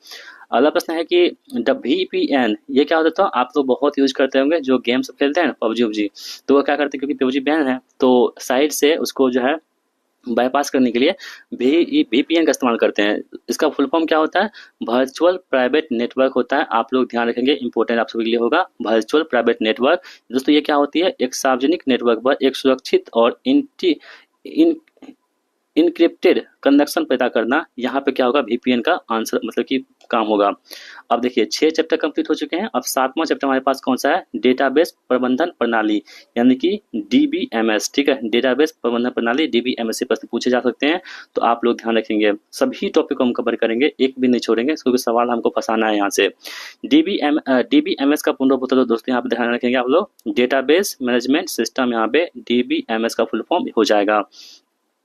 डेटाबेस में रो को क्या कहते हैं? दोस्तों डेटाबेस में जो रो होता है उसे क्या बोलते हैं? रिकॉर्ड कहते हैं। क्या बोलते हैं? रिकॉर्ड कहते हैं। डेटाबेस में कॉलम को क्या कहते हैं? तो फील्ड कहते हैं। जो डेटाबेस हमारे पास होगा ना, उसको जो कॉलम होंगे उसको क्या बोलते हैं? हम लोग बोलते हैं फील्ड के नाम से जानते हैं। SQL का पूर्ण रूप क्या होता है? बहुत इंपॉर्टेंट है, बहुत लोग यहाँ पे SQL पर काम भी करते हैं। तो SQL का पूर्ण होता है कि structured query language. Option b यहाँ पे राइट आंसर हमारा होगा, स्ट्रक्चर्ड क्वेरी लैंग्वेज SQL का फुल फॉर्म हो जाएगा हमारा। प्राइमरी की का उपयोग क्यों किया जाता है? दोस्तों प्राइमरी कुंजी जो होती है ना, की, इसका इस्तेमाल करते हैं हम लोग प्रत्येक रिकॉर्ड को विशिष्ट रूप से पहचानने के लिए। हम लोग प्राइमरी की का इस्तेमाल करते हैं। चलिए अगला प्रश्न देख लेते हैं हम लोग। कह रहा है कि यहाँ पे रिलेशन डेटाबेस में डेटा को किस रूप में व्यवस्थित किया जाता है? तो रिलेशन डेटाबेस में हम लोग करते हैं टेबल के रूप में। किसके रूप में? रिलेशन डेटाबेस में टेबल के रूप में यहाँ पे मतलब व्यवस्थित करते हैं। डेटा रिडेंडेंसी का अर्थ क्या होता है? ये होता है डेटा का दोहराव करने की, रिपीट करना। प्रश्न है कि MS एक्सेस किस प्रकार का सॉफ्टवेयर है? दोस्तों जो MS एक्सेस हमारे पास होगा, ये सॉफ्टवेयर किस प्रकार का होगा? ये डेटाबेस प्रबंधन प्रणाली जो यहाँ पे सॉफ्टवेयर होगा, कौन सा? MS access. ठीक है, याद रखेंगे आप सभी लोग। क्वेरी का उपयोग क्यों किया जाता है? दोस्तों जो क्वेरी हमारे पास होता है ना, QUERY, इसका इस्तेमाल करते हैं हम लोग किसके लिए? डेटाबेस से जानकारी पुनर्प्राप्त करने के लिए। ठीक है, क्वेरी का इस्तेमाल करते हैं हम लोग। अगला प्रश्न है कि फॉरेन की क्या होती है? दोस्तों जो फॉरेन की होती है ना, ये कौन सी होती है? एक तालिका में एक विशेषता जो किसी अन्य तालिका की प्राथमिक कुंजी को संदर्भित करती है, इसके लिए हम किसका इस्तेमाल करते हैं? फॉरेन की का इस्तेमाल करते हैं। ठीक है, अगला प्रश्न है कि डेटा अखंडता यानी कि डाटा इंटीग्रिटी का अर्थ क्या होता है? तो इसका अर्थ होता है कि डेटा को सटीकता और स्थिरता बनाए रखने के लिए डाटा इंटीग्रिटी का इस्तेमाल करते हैं। ER डायग्राम का उपयोग किस लिए किया जाता है? तो जो ER डायग्राम होता है हमारे पास, ये एक डेटाबेस के तार्किक संरचना को मॉडल करने के लिए हम लोग ER डायग्राम का इस्तेमाल करते हैं। डेटाबेस नॉर्मलाइजेशन का मुख्य उद्देश्य क्या होता है? तो दोस्तों जो डेटाबेस नॉर्मलाइजेशन होता है, इसका मुख्य उद्देश्य होता है कि डेटा रिडेंडेंसी को कम करना और डेटा अखंडता को सुधार करना। ठीक है, आप लोग ध्यान रखेंगे। अगर कि एक रिपोर्ट का उपयोग किस लिए किया जाता है? दोस्तों एक रिपोर्ट का इस्तेमाल करते हैं हम लोग डेटाबेस से जानकारी को स्वरूपित तरीके से प्रस्तुत करने के लिए। हम लोग किसका इस्तेमाल करते हैं? तो रिपोर्ट का इस्तेमाल करते हैं। अगला प्रश्न है कि हाँ देखिए, अब हमारे पास कौन सा है? 7 चैप्टर कंप्लीट हो चुके हैं। 8वां चैप्टर हम लोग शुरू कर रहे हैं। इसका नाम क्या है? Programming language and concept. ठीक है, देखिए पहला सवाल है कि हाई लेवल लैंग्वेज का उदाहरण कौन से यहाँ पर होगा? देखिए C++ और जावा, ये दोनों दोस्तों क्या है? तो हाई लेवल लैंग्वेज है, यानी कि उच्च स्तरीय भाषा है। आप लोग ध्यान रखिएगा, C++ और जावा। लो लेवल लैंग्वेज दोस्तों कौन सी होगी यहाँ पे? तो वो कौन सी होगी? असेंबली भाषा जो होती है, असेंबली लैंग्वेज, ये क्या होती है आपके पास? लो लेवल लैंग्वेज का उदाहरण होगा। बग क्या होते हैं दोस्तों? बग जो होती है ना, जो प्रोग्राम में त्रुटि यानी गलती जो होती है कंप्यूटर में, प्रोग्रामिंग में, उसे क्या बोलते हैं हम लोग? बग कहते हैं। और बग को हटाना डीबग कहलाता है। यहाँ पे है ना, डीबगिंग दोस्तों क्या होती है? तो प्रोग्राम में बग्स खोजना और उन्हें ठीक करना, वो डीबगिंग कहलाता है। इसे भी आप लोग ध्यान रखेंगे। अगला प्रश्न है कि एल्गोरिथम क्या होती है? दोस्तों एल्गोरिथम की हम लोग बात कर लेते हैं। एक समस्या को हल करने के लिए चरण दर चरण प्रक्रिया जो होती है, उसे क्या बोलते हैं हम लोग? एल्गोरिथम कहते हैं। ठीक है, अगला प्रश्न दोस्तों आपके पास है कि फ्लो चार्ट का क्या उपयोग होता है। तो फ्लो चार्ट जो हमारे पास होता है ना, इसका काम होता है कि एक एल्गोरिथम का ग्राफिक प्रतिनिधित्व करना फ्लो चार्ट का यहाँ पे उपयोग होता है। ऑब्जेक्ट ओरिएंटेड प्रोग्रामिंग यानी कि ओओपी का उदाहरण है दोस्तों कौन सा होता है हमारे पास, तो जावा जो है ये ऑब्जेक्ट ओरिएंटेड प्रोग्रामिंग होती है, कौन सा, जावा। ठीक है, ये सवाल जो है आपको हम अपने टेस्ट सीरीज में भी करवाते हैं। तो टेस्ट सीरीज हमारे पास 49 का है, वो बहुत इंपॉर्टेंट है। ठीक है, यदि आपको ज्वाइन करना है क्योंकि वो वहाँ सवाल आपके एग्जाम में आए हैं, तो आप 7549425490 इस नंबर पर आप हमसे संपर्क कर सकते हैं। केवल 49 रुपये में दोस्तों आप फुल लेंथ प्रैक्टिस सेट कर सकते हैं, जहां सवाल आपके एग्जाम में डायरेक्ट पूछे जाते हैं। तो जिनको चाहिए आप यहां से इंक्वायरी कर सकते हैं। आगे बढ़ते हैं कि वेबसाइट डेवलपमेंट के लिए आमतौर पर किस भाषा का इस्तेमाल करते हैं। तो वेबसाइट डेवलपमेंट के लिए हम लोग HTML भाषा का इस्तेमाल करते हैं। ठीक है, याद रखेंगे आप सभी लोग। पाइथन किस प्रकार की प्रोग्रामिंग भाषा है। तो पाइथन जो होती है, पाइथन ये आपके पास हाई लेवल लैंग्वेज होती है, कौन सी, पाइथन। चलिए, सोर्स कोड क्या होती है। तो सोर्स कोड की हम लोग बात करें अगर, तो ये होती है आपके पास मानव पठनीय प्रोग्रामिंग भाषा में लिखा गया कोड जो होती है वो सोर्स कोड कहलाती है। ठीक है, मशीनी भाषा किस रूप में लिखी जाती है। तो मशीनी भाषा जो होती है वो बाइनरी कोड में यानी कि 0 और 1 के फॉर्म में लिखी जाती है। तो बाइनरी में कितने अंक होते हैं, 2, 0 और 1, याद रखेंगे आप सभी लोग। अगला प्रश्न है कि इंटरप्रेटर का काम क्या होता है। दोस्तों इंटरप्रेटर की हम लोग बात कर रहे हैं, इसका काम होता है कि प्रोग्राम की प्रत्येक लाइन को एक एक करके मशीनी कोड में बदलना और उसे निष्पादित करना, यहाँ पे इंटरप्रेटर का काम हो जाएगा। एक सिंटैक्स एरर क्या होता है। प्रोग्रामिंग भाषा को व्याकरणिक नियमों का उल्लंघन करना सिंटैक्स एरर कहलाता है। IDE यानी कि इंटीग्रेटेड डेवलपमेंट इन्वायरमेंट का काम क्या होता है। इसका काम होता है कि सॉफ्टवेयर डेवलपर्स के लिए कोड लिखने, डिबग करने और टेस्ट करने के लिए एक व्यापक सुविधाएं प्रदान करना। यहाँ पे IDE का क्या होगा, यहाँ पे तात्पर्य हो जाएगा। अगला प्रश्न है कि वेरिएबल क्या होता है। दोस्तों से वेरिएबल की हम बात करें अगर, तो ये क्या होता है आपके पास, एक मेमोरी स्थान का नाम जिसका उपयोग मानों को स्टोर करने के लिए करते हैं, उसी का बोलते हैं वेरिएबल के नाम से हम लोग जानते हैं।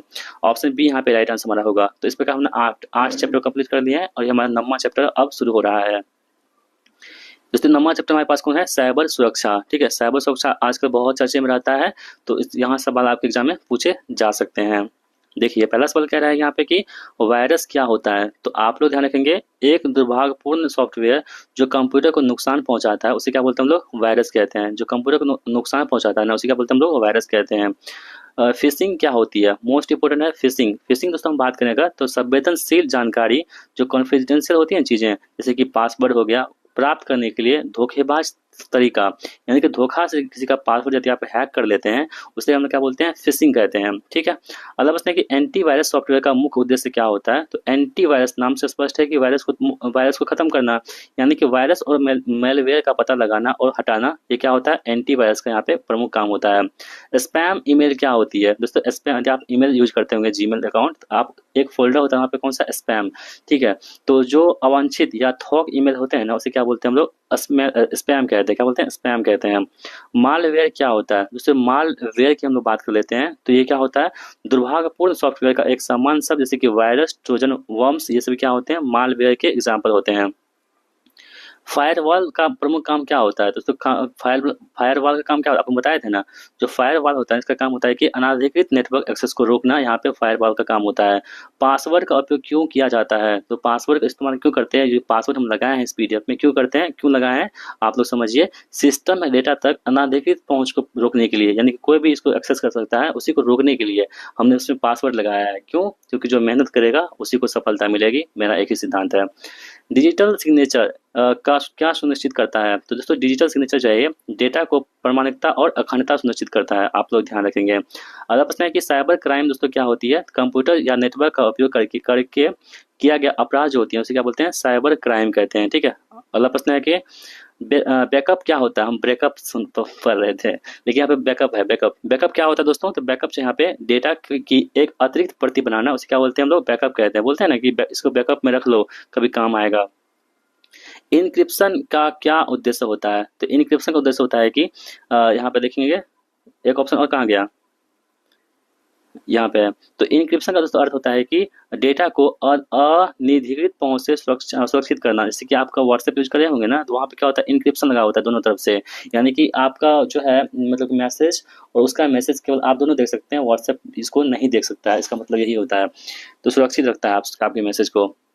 चलिए अगला प्रश्न है कि स्पाईवेयर क्या होता है। तो स्पाईवेयर की हम लोग बात कर लेते हैं। तो ये होता है कि एक प्रोग्राम जो आपकी इंटरनेट गतिविधि को ट्रैक करता है और आपकी जानकारी के बिना डेटा को भेजता है, उसे क्या बोलते हैं हम लोग, स्पाईवेयर कहते हैं। आप लोग ध्यान रखिएगा।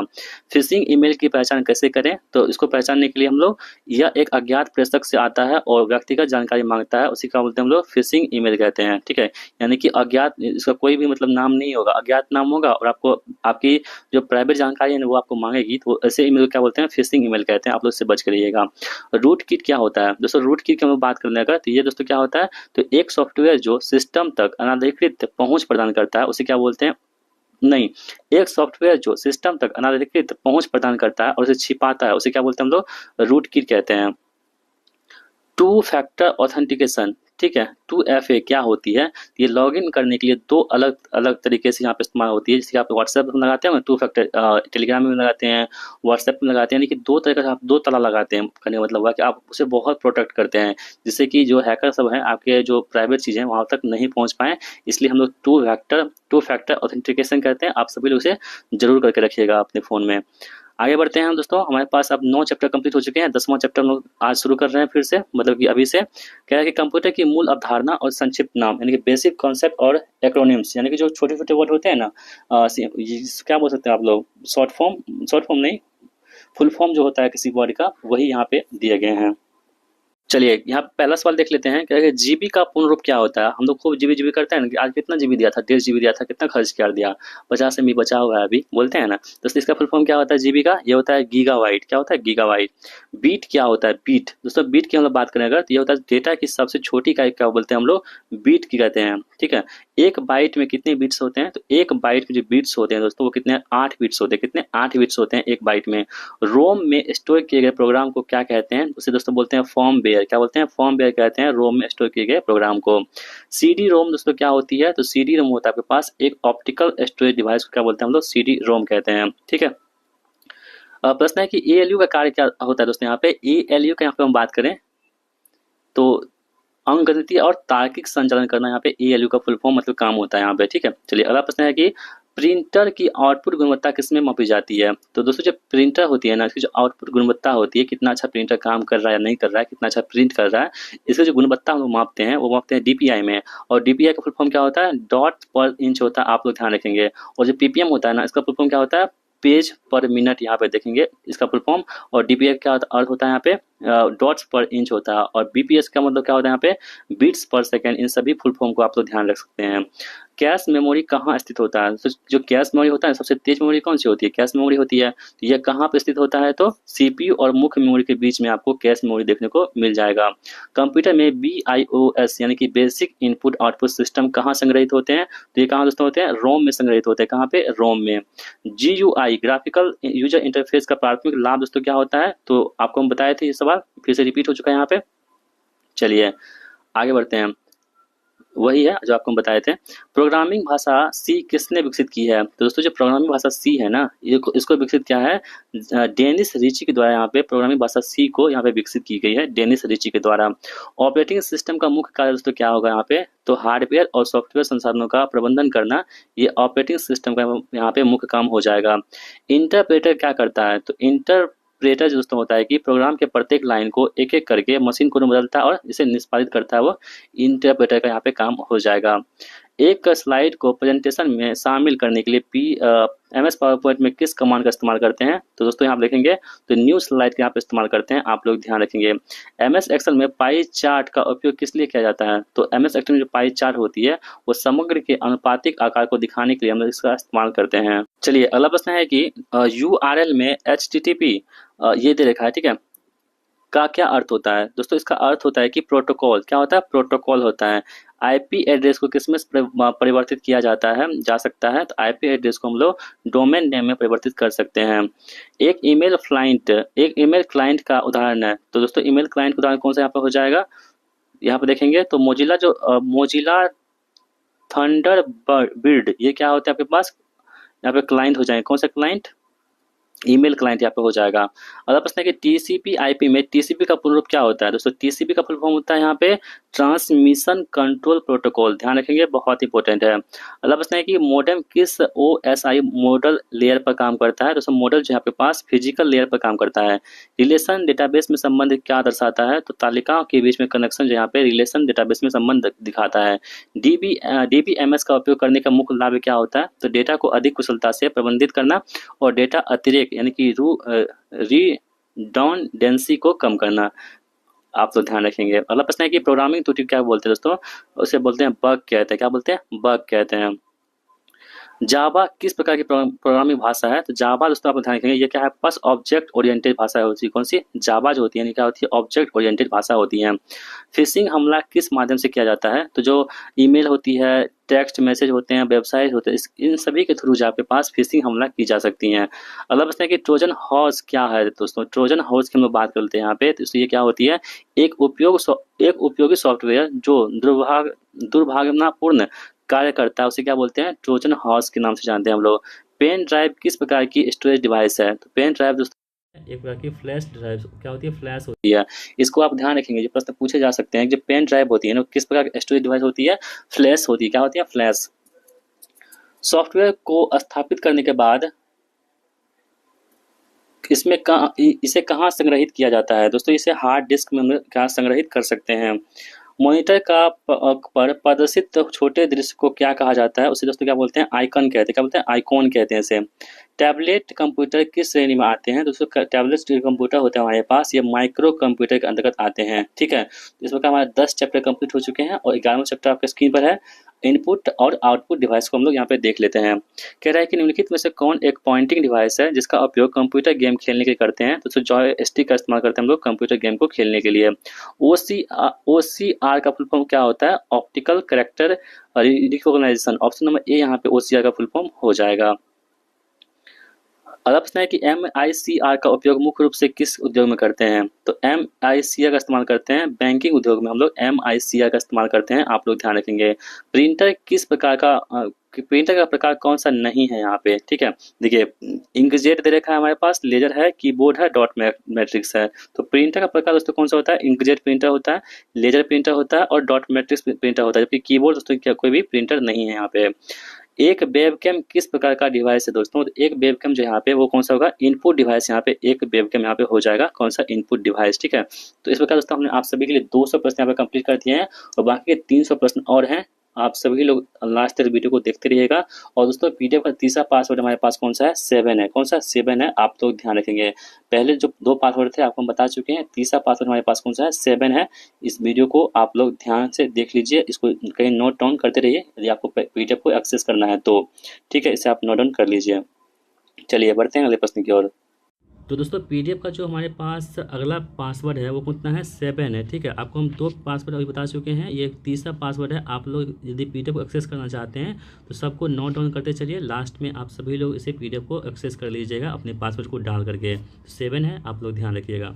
चलिए बढ़ते हैं अगले प्रश्न की ओर। हम लोग कह रहे हैं कि डिजिटाइजर का ग्राफिक्स टैबलेट किस प्रकार का डिवाइस है, तो दोस्तों ये डिवाइस जो हमारे पास होगा ये इनपुट डिवाइस हो जाएगा। कौन सा, इनपुट डिवाइस होगा, कौन सा, डिजिटाइजर।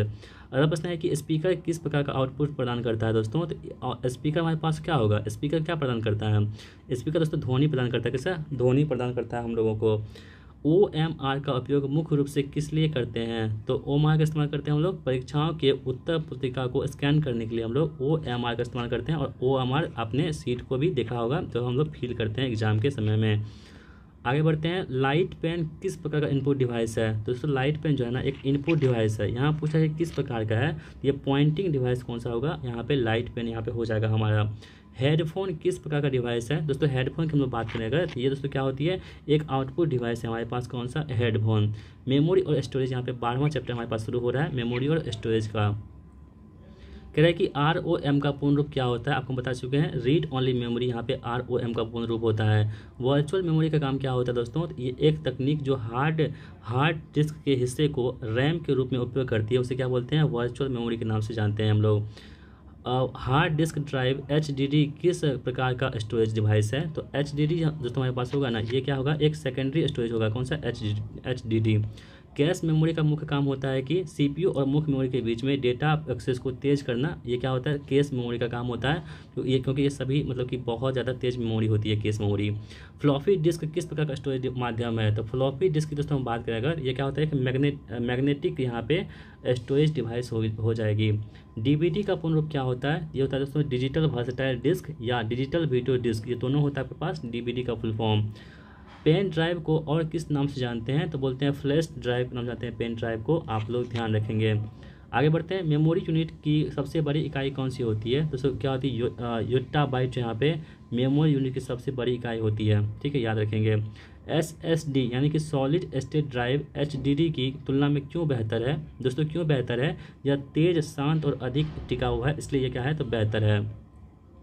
आगे बढ़ते हैं, हमारे पास रैम किस प्रकार की मेमोरी होती है, दोस्तों ये वोलेटाइल मेमोरी होती है। कौन सी, रैम जो होती है ना, क्या होती है, वोलेटाइल मेमोरी होती है।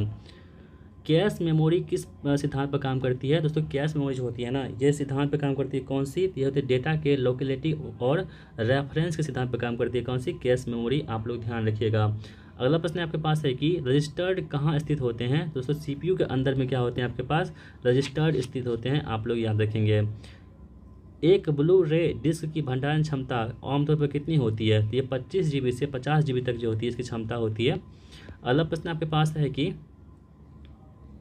EEPROM का पूर्ण रूप क्या होता है, दोस्तों इसका फुल फॉर्म यहाँ पे होगा यहाँ पे electrically erasable programmable read only memory, इसका फुल फॉर्म होता है किसका, EEPROM का, ठीक है, याद रखेंगे आप सभी लोग।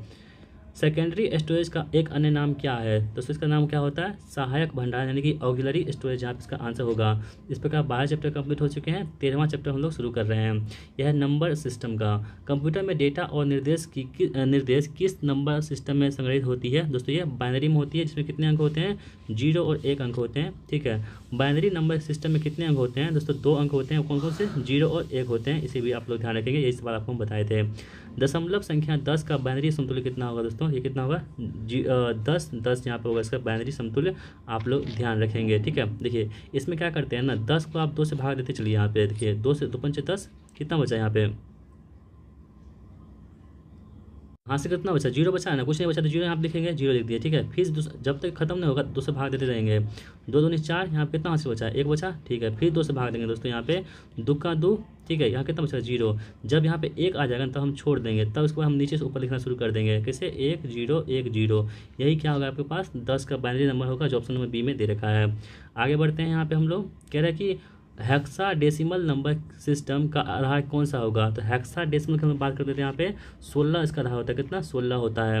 आगे है कि बाइनरी में 1 + 1 का परिणाम कितना होगा, तो 1 + 1 की दोस्तों परिणाम होती है, कितना होता है, 10 होता है, ठीक है। बाइनरी में 2 नहीं होता है, 10 होता है, आप लोग ध्यान रखेंगे। अष्टक संख्या प्रणाली यानी कि ऑक्टल नंबर सिस्टम का आधार क्या है, दोस्तों कितने होते हैं, 8 यहाँ पे ऑक्टल नंबर सिस्टम पे यहाँ पे आधार हो जाएगा।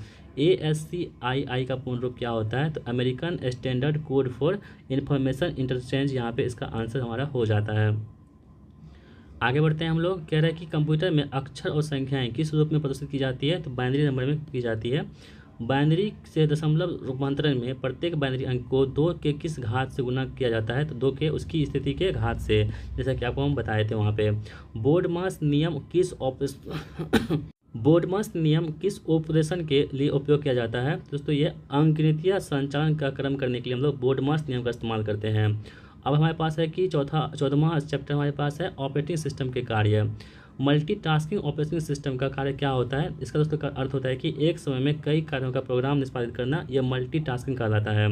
प्रोसेस मैनेजमेंट किसका कार्य होता है, तो प्रोसेस जो मैनेजमेंट होता है ये किसका काम होता है, तो ऑपरेटिंग सिस्टम का यहाँ पे काम होता है, क्या करना, प्रोसेस को मैनेजमेंट करना। अगला प्रश्न है कि फाइल मैनेजमेंट का क्या कार्य होता है, तो फाइल जो मैनेजमेंट होता है इसका काम होता है कि फाइलों और डायरेक्टरी को व्यवस्थित करना और एक्सेस करना, इसका काम हो जाएगा यहाँ पे। ऑपरेटिंग सिस्टम में शेड्यूलिंग का क्या उद्देश्य होता है, सीपीयू समय को विभिन्न प्रयोगों प्रतिक्रियाओं में आवंटित करना, यहाँ पे शेड्यूलिंग का उद्देश्य हो जाएगा। डिवाइस ड्राइवर किसका हिस्सा होती है, दोस्तों डिवाइस ड्राइवर जो होता है ये सिस्टम सॉफ्टवेयर का हिस्सा होगा, कौन सा, डिवाइस ड्राइवर। मेमोरी मैनेजमेंट किसका कार्य होता है, तो ऑपरेटिंग सिस्टम का काम होता है, कौन सा, मेमोरी को मैनेजमेंट करना, किसका काम होता है, ऑपरेटिंग सिस्टम का काम होता है, ध्यान रखेंगे आप सभी लोग। अगला प्रश्न है कि कमांड लाइन इंटरफेस यानी कि CLI, इसका आपको फुल फॉर्म पूछा जा सकता है। C मतलब होता है कमांड, मतलब लाइन, I मतलब इंटरफेस में उपयोगकर्ता कैसे इंटरेक्ट करता है, यहाँ पे टेक्स्ट कमांड टाइप करके यहाँ पे क्या करता है, इंटरेक्ट करता है।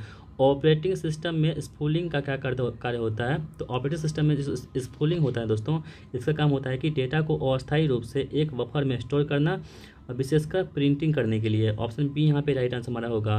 टाइम शेयरिंग ऑपरेटिंग सिस्टम का मुख्य लाभ क्या होता है, तो जो टाइम शेयरिंग ऑपरेटिंग सिस्टम होता है ना, इसका प्रमुख काम होता है दोस्तों कि कई उपयोगकर्ताओं को एक ही समय में एक ही कंप्यूटर का उपयोग करने की अनुमति देना, उसे क्या बोलते हैं, टाइम शेयरिंग ऑपरेटिंग सिस्टम कहते हैं। कर्नल का काम क्या होता है, अगर हम बात करें कर्नल का दोस्तों, इसका काम होता है कि ऑपरेटिंग सिस्टम का मुख्य घटक जो हार्डवेयर और सॉफ्टवेयर के बीच में संचार करता है, उसे क्या बोलते हैं हम लोग, कर्नल कहते हैं। चलिए 15वां टॉपिक हमारे पास है कि कंप्यूटर के प्रकार और उसका उपयोग।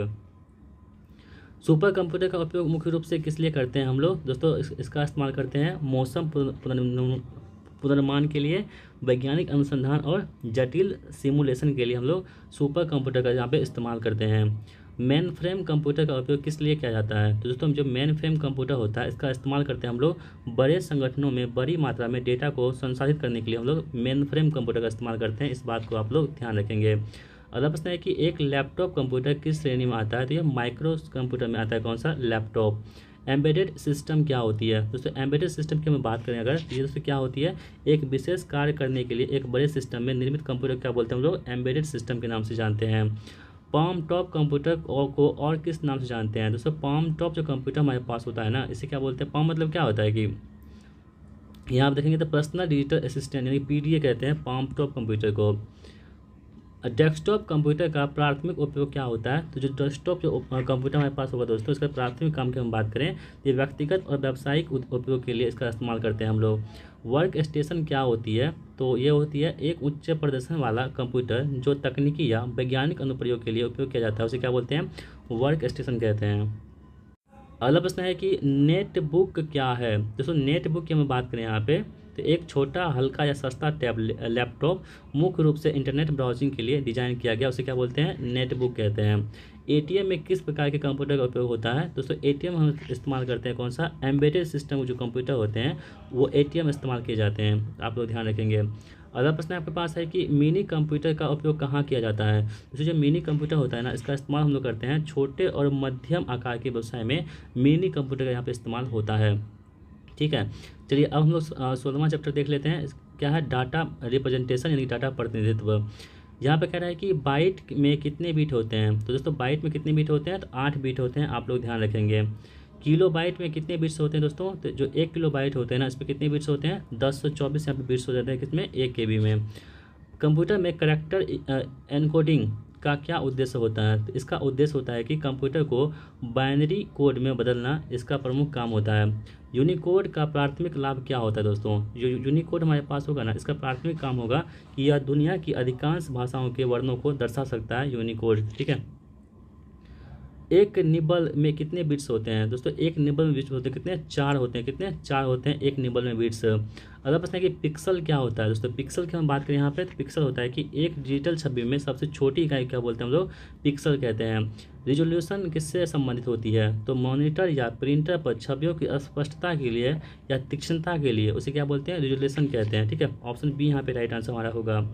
बिट मैप इमेज क्या होता है, तो दोस्तों बिट मैप इमेज जो होता है ये पिक्सल के ग्रिड को की बनी छवि को क्या बोलते हैं हम लोग, बिट मैप इमेज कहते हैं। ध्वनि को कंप्यूटर में कैसे दर्शाया जाता है, तो दोस्तों डिजिटल सैंपल्स के रूप में ध्वनि को कंप्यूटर में दर्शाया जाता है। डेटा संपीड़न, डेटा कंप्रेशन का क्या उद्देश्य होता है, तो डेटा कंप्रेशन होता है कि फाइल का आकार को कम करना, यहाँ पे इसका उद्देश्य होता है। अब हम लोग देख लेते हैं कौन सा, 17वां चैप्टर कंप्यूटर की पीढ़ियाँ को हम लोग देख लेते हैं फटाक से। कंप्यूटर की पहली पीढ़ी में मुख्य घटक क्या थे दोस्तों, वैक्यूम ट्यूब यहाँ पे कंप्यूटर की पहली पीढ़ी में यहाँ पे मुख्य घटक हो जाएंगे। दूसरी पीढ़ी के कंप्यूटर में किस तकनीक का उपयोग किया गया था, तो आप लोग दोस्तों ध्यान रखेंगे दूसरी जो तकनीक थी वो कौन सी थी, ट्रांजिस्टर का यहाँ पे इस्तेमाल की गई थी दूसरे प्रकार के कंप्यूटर में। इंटीग्रेटेड सर्किट का उपयोग किस पीढ़ी में हुआ था दोस्तों, IC जो सर्किट हमारे पास होगा ये तीसरी पीढ़ी में इसका इस्तेमाल हुआ था, इसे भी आप लोग ध्यान रखेंगे। चौथी पीढ़ी के कंप्यूटर की मुख्य विशेषता क्या थी दोस्तों, ये माइक्रो प्रोसेसर का उपयोग यहाँ पे, यानी कि VLSI वाला, ये चौथी पीढ़ी के कंप्यूटर की मुख्य विशेषता थी। चलिए नेक्स्ट क्वेश्चन हमारे पास है कि देख लेते हैं यहाँ पे।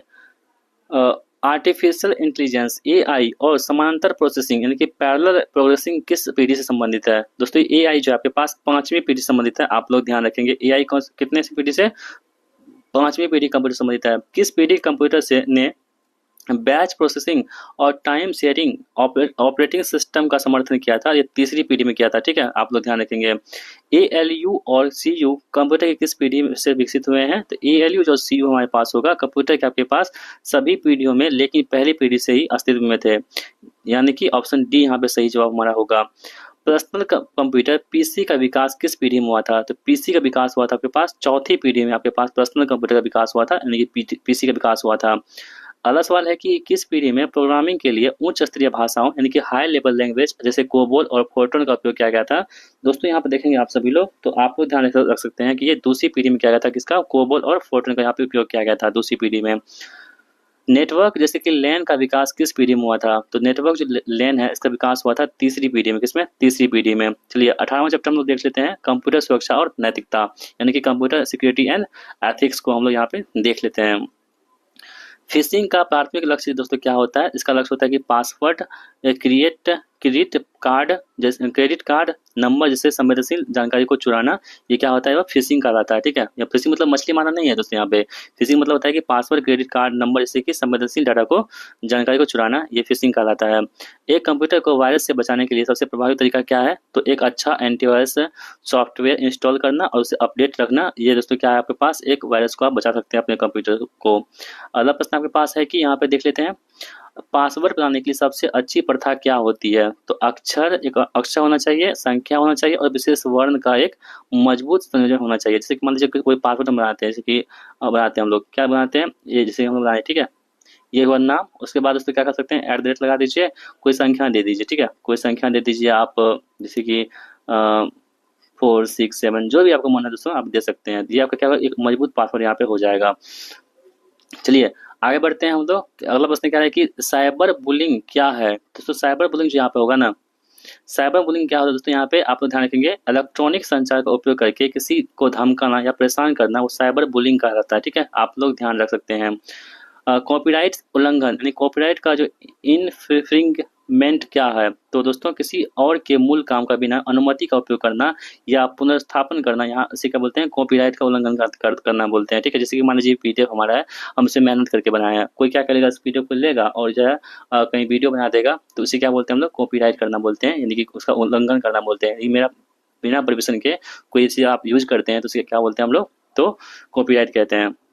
फायरवॉल का मुख्य उद्देश्य क्या होता है? दोस्तों इसका मुख्य उद्देश्य है कि नेटवर्क पर अनाधिकृत पहुंच को रोकना, फायरवॉल का यहाँ पे मुख्य उद्देश्य हो जाएगा। डेटा चोरी को रोकने के लिए क्या उपाय किए जा सकते हैं? तो दोस्तों डाटा चोरी को रोकने के लिए हम लोग डेटा को एनक्रिप्ट करना और मजबूत सुरक्षा प्रोटोकॉल का उपयोग करना, इसका उपाय हो सकता है। साइबर एथिक्स क्या है? दोस्तों साइबर एथिक्स की हम लोग बात करें तो इंटरनेट के उपयोग के लिए नैतिक सिद्धांत और नियम, उसे क्या बोलते हैं? साइबर एथिक्स कहते हैं। मालवेयर से सिस्टम को बचाने के लिए क्या करना चाहिए? दोस्तों नियमित रूप से एंटीवायरस स्कैन चलाना और सॉफ्टवेयर को अपडेट रखना चाहिए। अगला प्रश्न है कि फिशिंग ईमेल में अक्सर क्या शामिल होते हैं? तो एक नकली वेबसाइट का लिंक जो वैध दिखाता है उसमें क्या होते हैं? फिशिंग ईमेल कहते हैं, ठीक है। चलिए 79वां चैप्टर हमारे पास है कि ई गवर्नेंस और ई कॉमर्स, यहाँ पे देख लेते हैं हम लोग। ई गवर्नेंस का क्या अर्थ होता है दोस्तों? यहाँ पे इसका अर्थ होता है कि हमारे पास सरकारी सेवाओं और सूचनाओं को इलेक्ट्रॉनिक माध्यम से नागरिकों तक पहुंचाना, ये ई जो है गवर्नेंस कहलाता है। ई कॉमर्स का सबसे आम उदाहरण क्या है?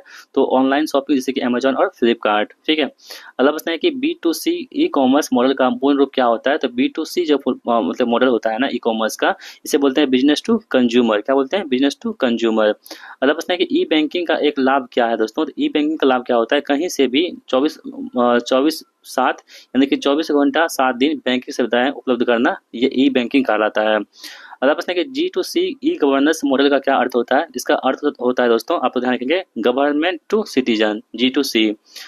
चलिए अगला प्रश्न है आपके पास कि मोबाइल कॉमर्स एम कॉमर्स क्या होता है। तो मोबाइल उपकरणों का उपयोग करके वस्तुओं और सेवाओं की खरीद और बिक्री यहाँ पे एम कॉमर्स कहलाता है। ठीक है, चलिए अगला प्रश्न है कि डिजिटल भुगतान का उदाहरण क्या होगा। तो यूपीआई, डेबिट कार्ड और क्रेडिट कार्ड इसमें क्या होते हैं, डिजिटल भुगतान के अंतर्गत आते हैं, आप लोग ध्यान रखेंगे।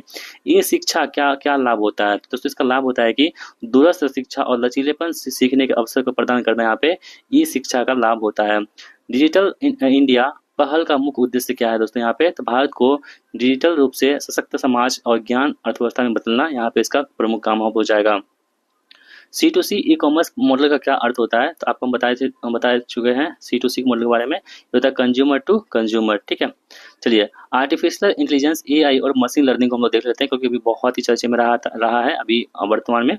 आर्टिफिशियल इंटेलिजेंस क्या है। तो ये मशीनों द्वारा मानव बुद्धिमत्ता का एक अनुकरण है। ठीक है, अगला प्रश्न है कि मशीन लर्निंग AI का एक उपसमूह है जो क्या करता है। तो इसका काम होता है कि कंप्यूटरों को डाटा से सीखने और स्पष्ट रूप से प्रोग्राम किए बिना सुधार करने की क्षमता प्रदान करना। अगला प्रश्न है कि डीप लर्निंग किसका एक उप समूह है। दोस्तों डीप लर्निंग हमारे पास होगा ना, ये मशीन लर्निंग क्या होगा यहाँ पे उप समूह हो जाएगा।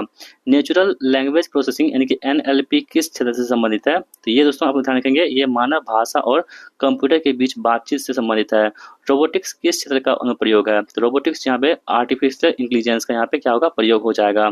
AI का एक उदाहरण यहाँ पे कौन सा होगा। तो वर्चुअल असिस्टेंट जैसे कि सीरी हो गया, गूगल हो गया, ये सभी क्या होते हैं, ये सभी क्या होते हैं वर्चुअल असिस्टेंट यानी कि AI का एग्जाम्पल हो जाएगा। कंप्यूटर विजन क्या है। तो कंप्यूटर विजन की हम बात करें अगर, तो कंप्यूटरों को डिजिटल छवियों या वीडियो से अर्थ निकालने की क्षमता को क्या बोलते हैं हम लोग, कंप्यूटर विजन कहते हैं। चलिए पैटर्न रिकॉग्नाइजेशन किसका एक महत्वपूर्ण पहलू है। तो पैटर्न ये पहलू किसका होगा दोस्तों यहाँ पे, आर्टिफिशियल इंटेलिजेंस का यहाँ पे पहलू हो जाएगा। एक्सपर्ट सिस्टम क्या है। तो एक्सपर्ट सिस्टम यहाँ पे बात करेगा तो वे AI सिस्टम जो विशिष्ट डोमेन में मानव विशेषज्ञों के ज्ञान और निर्णय लेने की क्षमताओं का अनुकरण करते हैं, उसे क्या बोलते हैं, विशिष्ट एक्सपर्ट सिस्टम कहते हैं। एल्गोरिथम AI में क्यों महत्वपूर्ण है। क्योंकि दोस्तों वे AI सिस्टम को सीखने, निर्णय लेने और समस्याओं को हल करने के लिए चरण दर चरण निर्देश प्रदान करते हैं, इसलिए ये इंपॉर्टेंट है। चलिए अगला चैप्टर हमारे पास है कि कंप्यूटर की मूल बातें और संक्षिप्त नाम। ठीक है, चलिए CPU में CU का पूर्ण रूप क्या होता है। तो CPU में CU हमारे पास होता है दोस्तों, इसका फुल फॉर्म होता है कि कंट्रोल यूनिट। ठीक है, अगला प्रश्न है कि GUI का पूर्ण रूप क्या होता है, ग्राफिकल यूजर इंटरफेस। आप लोग ध्यान रखेंगे, ये इंपॉर्टेंट है, सवाल पूछे जा सकते हैं। आगे बढ़ते हैं, कह रहे हैं कि URL का फुल फॉर्म क्या होता है। तो यूनिफॉर्म रिसर्च लोकेटर यहाँ पे इसका फुल फॉर्म होगा। ISP का पूर्ण रूप क्या होता है, इंटरनेट सर्विस प्रोवाइडर, यहाँ पे ISP का फुल फॉर्म होगा। HTTP का फुल फॉर्म क्या होगा, हाइपर टेक्स्ट ट्रांसफर प्रोटोकॉल, यहाँ पे HTTP का फुल फॉर्म होगा। FTP का फुल फॉर्म क्या होगा, फाइल ट्रांसफर प्रोटोकॉल, FTP का फुल फॉर्म होगा। SMTP का फुल फॉर्म क्या होगा, तो simple mail transfer protocol, SMTP का फुल फॉर्म होगा, ध्यान रखेंगे आप सभी लोग। POP3 का पूर्ण रूप दोस्तों क्या होता है यहाँ पे, तो POP3 का यहाँ पे पूर्ण रूप होगा पोस्ट ऑफिस प्रोटोकॉल 3। ठीक है, IP का पूर्ण रूप क्या होता है यहाँ पे, इंटरनेट प्रोटोकॉल। TCP का फुल फॉर्म क्या होता है, ट्रांसमिशन कंट्रोल प्रोटोकॉल। लेन का फुल फॉर्म क्या होता है, लोकल एरिया नेटवर्क। वेन का फुल फॉर्म होता है कि वाइड एरिया नेटवर्क्स। ठीक है, मेन का फुल फॉर्म होता है, ये प्रश्न पूछे गए हैं, मेट्रोपॉलिटन एरिया नेटवर्क। ठीक है, मोडम का पूर्ण रूप क्या होता है यहाँ पे दोस्तों, यही सवाल पूछे थे आप सभी से। ये होता है कि मॉड्यूलेटर और डीमॉड्यूलेटर। ऑप्शन नंबर ए यहाँ पे सही जवाब होगा। वाईफाई का फुल फॉर्म क्या होता है, वाईफाई तो वायरलेस फिडिलिटी। ठीक है, अगला है कि रैम का फुल फॉर्म क्या होता है, रैंडम एक्सेस मेमोरी। रोम होता है रीड ओनली मेमोरी, सबको पढ़ते चलिए। BIOS का फुल फॉर्म क्या होता है, basic input output system. USB का फुल फॉर्म क्या होता है, यूनिवर्सल सीरियल बस, यहाँ पे USB का फुल फॉर्म हो जाएगा। CD-ROM का पूर्ण रूप दोस्तों क्या होता है, यहाँ पे computer disc read only memory, sorry compact disc होगा ना। ऑप्शन नंबर ए यहाँ पे देखिए, हाँ compact disc read only memory हो जाएगा। ठीक है, अगला प्रश्न है कि DVD का पूर्ण रूप क्या होता है, DVD का तो डिजिटल वीडियो डेटा और डिजिटल वर्सटाइल डिस्क, नहीं ये डिजिटल वर्सटाइल डिस्क और digital video disc. Option d यहाँ पे सही होगा। HDD का फुल रूप क्या होता है, यहाँ पे हार्ड डिस्क ड्राइव, यहाँ पे HDD का फुल फॉर्म हो जाएगा। SSD का फुल फॉर्म क्या होता है, तो सॉलिड स्टेट ड्राइव, यहाँ पे SSD का फुल फॉर्म हो जाएगा। SQL का फुल फॉर्म क्या होता है? स्ट्रक्चर्ड क्यूरी लैंग्वेज, यहाँ पे SQL का फुल फॉर्म हो जाता है हमारा। DBMS का फुल फॉर्म क्या होगा? डेटाबेस मैनेजमेंट सिस्टम, यहाँ पे DBMS का फुल फॉर्म हो जाएगा। HTML का फुल फॉर्म क्या होता है? हाइपर टेक्स्ट मार्कअप लैंग्वेज, यहाँ पे इसका फुल फॉर्म हो जाएगा। आगे बढ़ते हैं। XML का फुल फॉर्म दोस्तों क्या होता है? XML का तो ये होगा एक्सटेंजिबल मार्कअप लैंग्वेज, XML का फुल फॉर्म होगा, इसका भी ध्यान रखेंगे। CSS का फुल फॉर्म क्या होता है? तो कैस्केडिंग स्टाइल शीट, यहाँ पे CSS का फुल फॉर्म होगा। ठीक है। अब आप पूछते हैं कि FTP का उपयोग मुख्य रूप से किस लिए करते हैं? तो यह है इंटरनेट पर फाइल अपलोड और डाउनलोड करने के लिए FTP का इस्तेमाल करते हैं। ISP का क्या प्रदान करता है दोस्तों? ISP जो है यहाँ पे इंटरनेट तक पहुंच हमें प्रदान करता है। ASCII का पूर्ण रूप क्या होता है? यहाँ पे American standard code for information interchange, यहाँ पे इसका आंसर होगा। अगला प्रश्न आपके पास है कि MICR का फुल फॉर्म क्या होता है दोस्तों? MICR का ये होता है magnetic ink character recognisation. OMR का फुल फॉर्म क्या होता है? तो ऑप्टिकल मार्क रिकॉग्नाइजेशन। OCR का फुल फॉर्म होता है यहाँ पे ऑप्टिकल करेक्टर रिकॉग्नाइजेशन। ठीक है। UPS का फुल फॉर्म होता है अनट्रैप्टेबल पावर सप्लाई, यहाँ पे UPS का फुल फॉर्म यहाँ पे हो जाएगा। अगला प्रश्न है कि SMPS का फुल फॉर्म क्या होगा? SMPS का दोस्तों तो यहाँ पे स्विच्ड मोड पावर सप्लाई, यहाँ पे SMPS का फुल फॉर्म हो जाएगा। VGA का फुल फॉर्म दोस्तों यहाँ पे क्या होगा? VGA का तो यहाँ देखेंगे वीडियो ग्राफिक्स एरे, यहाँ पे VGA का फुल फॉर्म होगा। HDMI का फुल फॉर्म क्या होगा? यहाँ पे high definition multimedia interface, HDMI का फुल फॉर्म हो जाता है हमारा। PDF का फुल फॉर्म क्या होता है? तो पोर्टेबल डॉक्यूमेंट फॉर्मेट, यहाँ पे PDF का फुल फॉर्म हो जाएगा। JPEG का फुल फॉर्म होगा ज्वाइंट फोटोग्राफिक एक्सपर्ट ग्रुप, यहाँ पे JPEG का फुल फॉर्म होगा। PNG का फुल फॉर्म क्या होता है दोस्तों? यहाँ पे पोर्टेबल नेटवर्क ग्राफिक्स, PNG का यहाँ पे फुल फॉर्म हो जाता है, आप सभी लोग ध्यान रखेंगे। GIF का फुल फॉर्म क्या होता है? GIF का ग्राफिक्स इंटरचेंज फॉर्मेट, यहाँ पे GIF का फुल फॉर्म होगा हमारा। ठीक है। अगला प्रश्न आपके पास है कि WWW का आविष्कार किसने किया था? तो टिम बर्नर्स ली ने यहाँ पे WWW का आविष्कार किया था। ठीक है।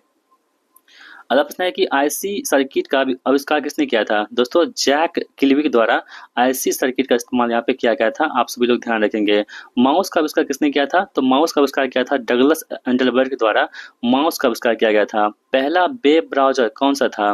तो जो यहाँ पे है वर्ल्ड वाइड वेब, बाद में नेक्सस। पहला कौन था? वर्ल्ड वाइड वेब, बाद में कौन सा था? नेक्सस था। ईमेल का आविष्कार किसने किया था? तो रे टॉमलिंसन ने यहाँ पे ईमेल का आविष्कार किया था, आप लोग ध्यान रखेंगे। पहला कंप्यूटर वायरस दोस्तों कौन था? यहाँ पे क्रीपर। ठीक है। क्रीपर जो यहाँ पे पहला कंप्यूटर वायरस था, यहाँ पे क्रीपर। ठीक है, याद रखेंगे आप सभी लोग। अगला प्रश्न है कि ब्लूटूथ का आविष्कार किसने किया था? ठीक है, तो ब्लूटूथ का दोस्तों यहाँ पे आविष्कार किया था वो जाप हार्टसंग द्वारा, यहाँ पे ब्लूटूथ का आविष्कार किया गया था जाप हार्टसंग द्वारा। अगला प्रश्न है कि HTML किसने विकसित किया था? तो HTML जो है ये विकसित किया था टिम बर्नर्स ली ने HTML को विकसित किया था, आप सभी लोग ध्यान रखेंगे। तो दोस्तों ये हमारा 21 चैप्टर कंप्लीट हो चुके हैं और हम लोग देखते हैं 22वां चैप्टर को, माइक्रोसॉफ्ट एक्सेस यहाँ पे देख लेते हैं। MS एक्सेस में टेबल क्या होती है? तो पंक्तियों और स्तंभों में व्यवस्थित डाटा का एक संग्रह जो होती है उसे क्या बोलते हैं? टेबल कहते हैं। आगे बढ़ते हैं। MS एक्सेस में क्वेरी का क्या उद्देश्य होता है? तो डेटाबेस से विशिष्ट जानकारी निकालना, ये क्वेरी का अर्थ होता है। MS एक्सेस में फॉर्म का उपयोग किस लिए किया जाता है? तो डेटाबेस में डेटा दर्ज करने या देखने के लिए एक उपयोगकर्ता अनुकूल इंटरफेस प्रदान करने के लिए हम लोग फॉर्म का इस्तेमाल करते हैं। ठीक है, चलिए। MS एक्सेस में रिपोर्ट का क्या उद्देश्य होता है, क्या उपयोग होता है दोस्तों? तो MS एक्सेस में रिपोर्ट का उद्देश्य होता है कि मुद्रण या दृश्य के लिए स्वरूपित तरीके से डेटा प्रस्तुत करना। MS एक्सेस में एक फील्ड क्या होता है? तो एक तालिका में एक स्तंभ जो एक विशिष्ट प्रकार की जानकारी रखता है उसे क्या बोलते हैं? फील्ड कहते हैं। MS एक्सेस में प्राइमरी की का क्या काम होता है? प्रत्येक रिकॉर्ड को एक तालिका में विशिष्ट रूप से पहचानना, इसका काम होता है कि MS एक्सेस में रिलेशनशिप का क्या परिभाषित करता है? तालिकाओं के बीच में डेटा कैसे संबंधित होता है। MS एक्सेस में मैक्रो क्या है दोस्तों? तो एक स्वचालित कार्य जो MS एक्सेस में दोहराए जाने वाले कार्य को करता है। MS एक्सेस में ऑब्जेक्ट के उदाहरण कौन से हैं? तो टेबल हो गया, क्वेरी हो गया, फॉर्म हो गया, रिपोर्ट हो गया, मैक्रो और मॉड्यूल हो गया। ठीक है। MS एक्सेस में सॉर्ट फंक्शन का क्या काम होता है? तो डेटा को आरोही या अवरोही क्रम में व्यवस्थित करने के लिए सॉर्ट फॉर्म का यहाँ पे इस्तेमाल करते हैं। नेटवर्क प्रोटोकॉल हम लोग देख लेते हैं। यहाँ पे देखिए DNS का फुल फॉर्म क्या होता है, आप लोग ध्यान रखेंगे। DNS का फुल फॉर्म होता है डोमेन नेम सिस्टम, यहाँ पे DNS का फुल फॉर्म होगा। DNS का प्राथमिक काम होता है कि डोमेन नामों को IP पतों में अनुवादित करने के लिए हम लोग DNS का इस्तेमाल करते हैं। HTTPS में S का अर्थ क्या होता है दोस्तों? Hyper text transfer protocol system या स्टैंडर्ड क्या होगा यहाँ पे? तो ये सिक्योर हम लोग कौन सा एच यहाँ पे क्या होगा सिक्योर। आप लोग ध्यान रखेंगे यहाँ पे जो हमारे पास है ना HTTPS, एस का मतलब क्या होता है सिक्योर होता है, क्या होता है सिक्योर होता है। DHCP का फुल फॉर्म क्या होता है, तो DHCP हमारे पास होगा, इसका फुल फॉर्म होता है कि डायनेमिक होस्ट कॉन्फ़िगरेशन प्रोटोकॉल। ठीक है, अगला प्रश्न आपके पास है कि DHCP का मुख्य काम क्या होता है, तो नेटवर्क डिवाइस को स्वचालित रूप से IP पते में आवंटित करना। POP3 का उपयोग मुख्य रूप से किस लिए करते हैं, तो ईमेल सर्वर से ईमेल प्राप्त करने के लिए हम लोग POP3 का इस्तेमाल करते हैं। IMAP यानी कि इंटरनेट मैसेज एक्सेस प्रोटोकॉल का क्या लाभ होता है, दोस्तों इसका लाभ होता है कि यह उपयोगकर्ताओं को सर्वर पर ईमेल को प्रतिबंधित और एक्सेस करने के लिए अनुमति देता है। कौन सा IMAP। ठीक है, VoIP का पूर्ण रूप क्या होता है, VoIP का पूर्ण रूप की बात करें हम लोग तो ये होता है voice over internet protocol, VoIP का फुल फॉर्म होता है। VoIP का उपयोग किस लिए करते हैं हम लोग, इंटरनेट पर वॉइस कॉल करने के लिए हम लोग इसका इस्तेमाल करते हैं, VoIP का इस्तेमाल करते हैं इंटरनेट पर वॉइस कॉल को करने के लिए। OSI मॉडल यानी कि ओपन सिस्टम इंटरकनेक्शन मॉडल में कितने परतें लेयर होती हैं, 7 लेयर होती है, कितने 7। चलिए 24वां चैप्टर देख लेते हैं हम लोग, कंप्यूटर के अनुप्रयोग यानी कि एप्लीकेशंस ऑफ कंप्यूटर। प्रश्न क्या रहेगी, CAD कंप्यूटर एडेड डिजाइन, इसका फुल फॉर्म होता है, का उपयोग मुख्य रूप से किस उद्योग में करते हैं हम लोग, तो दोस्तों ये हम लोग इस्तेमाल करते हैं यहाँ पे इंजीनियरिंग और विनिर्माण उद्योग में। ठीक है, तो दोस्तों अभी तक हमने आप सभी के लिए पासवर्ड के 3 अंक आपको बता दिए हैं, तो चौथा अंक आप लोग ध्यान रखेंगे। चौथा अंक आपके पास है कौन सा 5, कौन सा 5 आपके पास चौथा अंक यहाँ पे हो जाएगा, और 3 अंक जो है आपको हमने बताया था आपने उसे लिख लिया होगा, और चौथा अंक कितना है 5 है, इसे भी आप लोग लिख लीजिए कहीं पर। चलिए बढ़ते हैं अगले प्रश्न की ओर हम लोग। CAM यानी कि कंप्यूटर एडेड मैन्युफैक्चरिंग, CAM का फुल फॉर्म होता है, का काम क्या होता है दोस्तों, कंप्यूटर का उपयोग करके विनिर्माण प्रक्रियाओं को नियंत्रित करना, यहाँ पे CAM का फुल फॉर्म यहाँ पे हो जाएगा। अगला प्रश्न आपके पास है कि रोबोटिक्स का एक अनुप्रयोग क्षेत्र कौन सा होगा, तो विनिर्माण यानी कि मैन्युफैक्चरिंग करना। टेलीमेडिसिन क्या होता है, तो टेलीमेडिसिन होता है आपके पास दूरसंचार प्रौद्योगिकी का उपयोग करके चिकित्सा सेवाओं को प्रदान करना, टेलीमेडिसिन कहलाता है। डेस्कटॉप पब्लिशिंग DTP का उपयोग मुख्य रूप से किस लिए करते हैं, तो पुस्तकें पत्रिकाएं और ब्रोशर जैसी दस्तावेजों को डिजाइन और लेआउट करने के लिए इसका इस्तेमाल करते हैं। GIS यानी जोग्राफिक इंफॉर्मेशन सिस्टम इसे बोलते हैं, इसका काम क्या होता है, तो भौगोलिक डेटा को कैप्चर करना और स्टोर करना, विश्लेषण करना और प्रतिबंधित करना। अगला प्रश्न है कि CAI कंप्यूटर असिस्टेड इंस्ट्रक्शन का क्या उद्देश्य होता है, दोस्तों इसका उद्देश्य होता है कि कंप्यूटर का उपयोग करके छात्रों को पढ़ाना और उसका मूल्यांकन करना। किसका अर्थ होता है, तो CAI यानी कंप्यूटर असिस्टेड इंस्ट्रक्शन का इस्तेमाल करते हैं हम लोग पढ़ाने के लिए।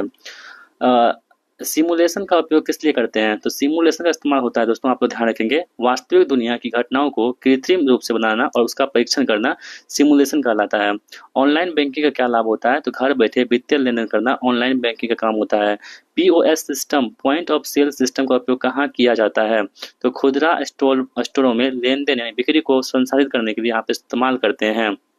चलिए 25वां अध्याय हमारे पास है कि ऑपरेटिंग सिस्टम के प्रकार, टाइप ऑफ ऑपरेटिंग सिस्टम को हम लोग देख लेते हैं। कह रहे हैं कि एक सिंगल यूजर ऑपरेटिंग सिस्टम का उदाहरण कौन सा होगा, तो MS-DOS यहाँ पे जो है एक सिंगल यूजर यहाँ पे ऑपरेटिंग सिस्टम हो जाएगा। अगला प्रश्न है कि मल्टी यूजर ऑपरेटिंग सिस्टम का क्या अर्थ होता है, इसका अर्थ होता है कि एक ही कंप्यूटर पर एक ही समय में कई उपयोगकर्ताओं को काम कर देते हैं, उसे क्या बोलते हैं मल्टी कहते हैं, multi processing.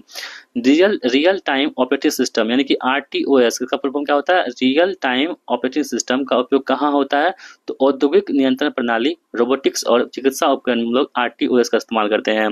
Distributed operating system यानी कि डिस्ट्रीब्यूटेड ऑपरेटिंग सिस्टम क्या है दोस्तों, इसका काम होता है कि एक ऑपरेटिंग सिस्टम जो कई अलग अलग कंप्यूटर पर चलता है लेकिन उपयोगकर्ताओं को एक एकल सिस्टम के रूप में दिखाई देता है, उसे क्या बोलते हैं डिस्ट्रीब्यूटेड ऑपरेटिंग सिस्टम कहते हैं। चलिए अगला प्रश्न आपके पास है कि एम्बेडेड ऑपरेटिंग सिस्टम का उदाहरण क्या है, तो दोस्तों यहाँ पे देखेंगे तो ये आपके पास जो है फ्री RTOS, जो फ्री RTOS है ना, यही क्या आपके पास होगा एम्बेडेड ऑपरेटिंग सिस्टम का यहाँ पे एग्जांपल हो जाएगा। अगला प्रश्न है कि नेटवर्क ऑपरेटिंग सिस्टम NOS का क्या काम होता है, दोस्तों इसका काम होता है आपके पास नेटवर्क संसाधनों को प्रतिबंधित करना और क्लाइंट कंप्यूटर को सेवाएं प्रदान करना, इसका काम होता है। लिनक्स किस प्रकार का ऑपरेटिंग सिस्टम है, दोस्तों मल्टी यूजर और मल्टीटास्किंग, यहाँ पे लिनक्स इसका यहाँ पे क्या होगा, तो ऑपरेटिंग सिस्टम हो जाएगा। मोबाइल ऑपरेटिंग सिस्टम का उदाहरण क्या है? तो एंड्रॉयड दोस्तों हम क्या करते हैं, मोबाइल में यूज करते हैं।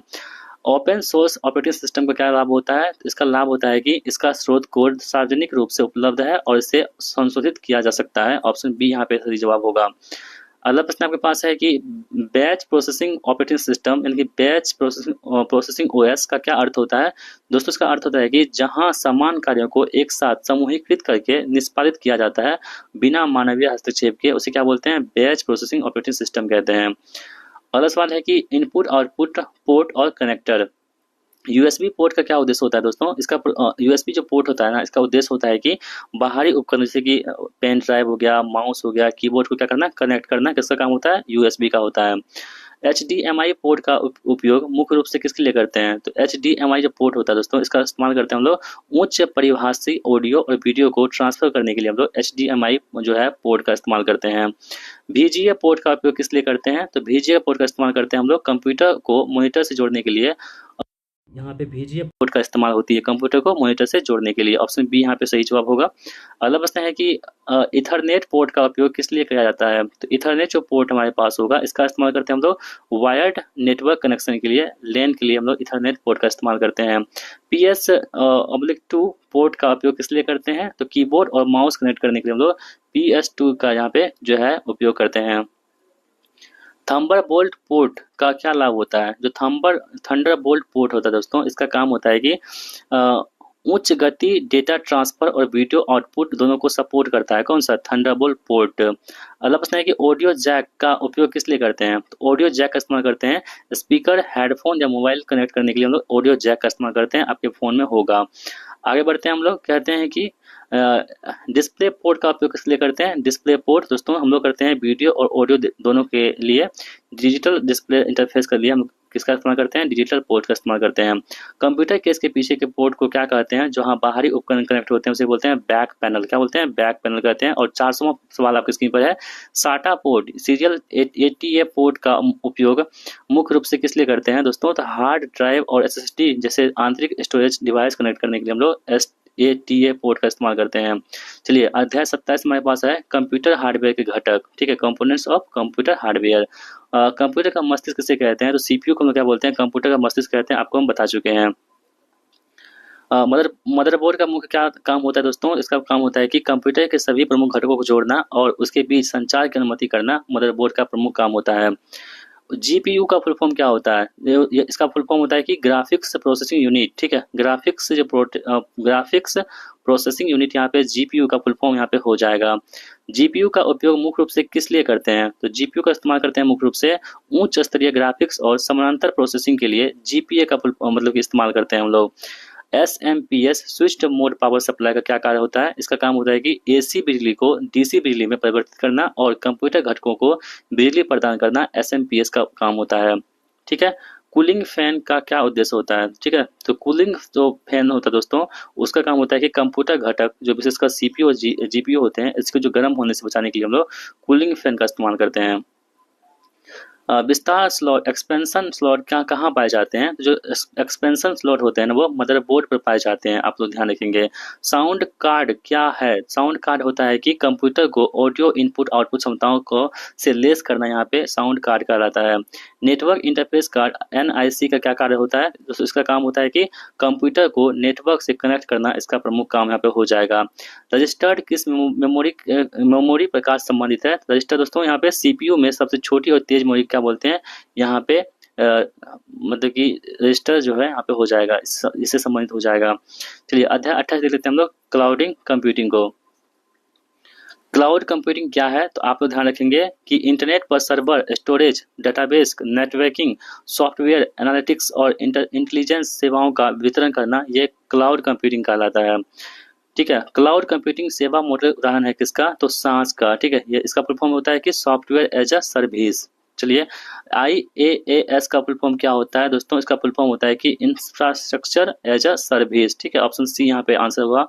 PaaS का फुल फॉर्म होता है कि प्लेटफॉर्म एज अ सर्विस। का लाभ क्या है दोस्तों? इसका लाभ क्या होता है हमारे पास? तो डेवलपर्स को एप्लीकेशन बनाने, चलाने और प्रतिबंधित करने के लिए एक मंच प्रदान करना, यहाँ पे PaaS का फुल फॉर्म हो जाएगा हमारा।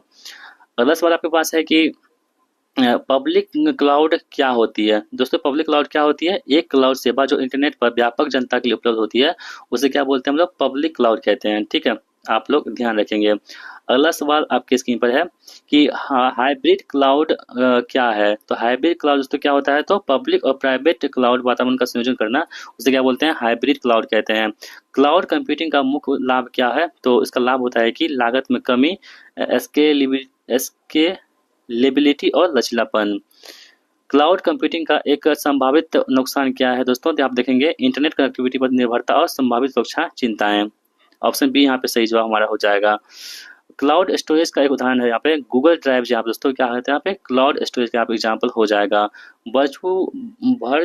वर्चुअलाइजेशन क्या है? क्लाउड कंप्यूटिंग में कैसे मदद करता है? तो दोस्तों यह एक भौतिक हार्डवेयर पर कई वर्चुअल मशीन या संसाधनों को चलाने की अनुमति देता है। ठीक है, ऑप्शन सी यहाँ पे राइट आंसर हमारा होगा। अगला सवाल, अब अगला अध्याय हमारे पास कौन सा है? यह है कि मोबाइल कंप्यूटिंग है। ठीक है, प्रश्न है कि मोबाइल कंप्यूटिंग का अर्थ क्या होता है? इसका अर्थ होता है कि मोबाइल उपकरण के माध्यम से डेटा, आवाज और वीडियो को ट्रांसमिशन और प्रोसेसिंग करना। निम्नलिखित में से कौन एक मोबाइल ऑपरेटिंग सिस्टम नहीं है? तो यहाँ पर देखेंगे दोस्तों एंड्रॉयड है, iOS है जो एप्पल में यूज होता है, उसके बाद विंडोज मोबाइल है, जबकि जो हमारे पास उबुंटू है ना, डेस्कटॉप ओएस, ये क्या आपके पास तो मोबाइल ऑपरेटिंग सिस्टम नहीं है। आगे बढ़ते हैं हम लोग। जीपीएस का फुल फॉर्म क्या होता है? तो ग्लोबल पोजिशनिंग सिस्टम यहाँ पे जीपीएस का फुल फॉर्म होता है।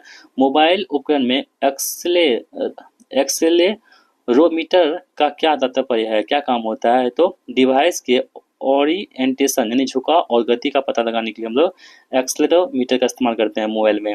वायरलेस नेटवर्क का उदाहरण कौन सा होगा? तो वाईफाई यहाँ पे वायरलेस नेटवर्क का उदाहरण हो जाएगा। 4G मोबाइल नेटवर्क की गति आमतौर पर क्या कहलाती है? 3G से तेज होती है। टच स्क्रीन मोबाइल डिवाइस में किस प्रकार का इनपुट डिवाइस है? दोस्तों आप लोग ध्यान रखेंगे, ये कॉम्बिनेशन इनपुट और आउटपुट डिवाइस यहाँ पे हो जाएंगी।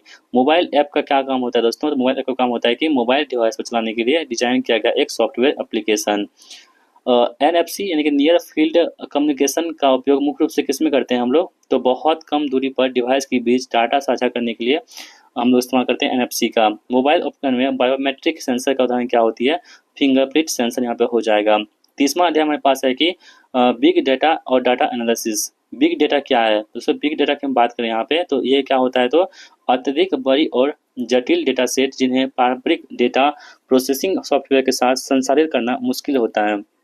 बिग डेटा की 3 BS में क्या शामिल होता है दोस्तों? इसमें होता है वॉल्यूम, वेलोसिटी और वेराइटी। आप लोग ध्यान रखेंगे।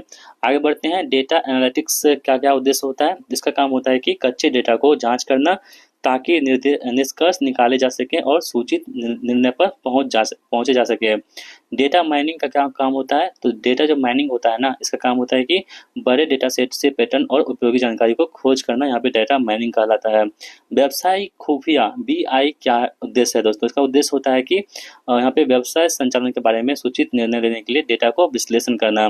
हेडूप क्या है? हेडूप है दोस्तों यहाँ पे बिग डेटा प्रोसेसिंग के लिए एक ओपन सोर्स फ्रेमवर्क को क्या बोलते हैं हम लोग? हेडूप कहते हैं। यहाँ पे NoSQL डेटाबेस का उपयोग क्यों किया जाता है? तो ये बड़े पैमाने पर असंगठित और अर्धसंरचित डेटा को संभालने के लिए इसका इस्तेमाल करते हैं हम लोग। आगे बढ़ते हैं। प्रेडिक्टिव एनालिटिक्स का क्या उद्देश्य होता है? तो इसका उद्देश्य होता है कि भविष्य के परिणामों या प्रवृत्तियों की भविष्यवाणी करने के लिए इसका इस्तेमाल करते हैं हम लोग। डेटा विजुअलाइजेशन का क्या लाभ होता है? तो जटिल डेटा सेट को समझने में आसान ग्राफ और चार्ट में प्रस्तुत करने के लिए हम लोग डेटा विजुअलाइजेशन का इस्तेमाल करते हैं।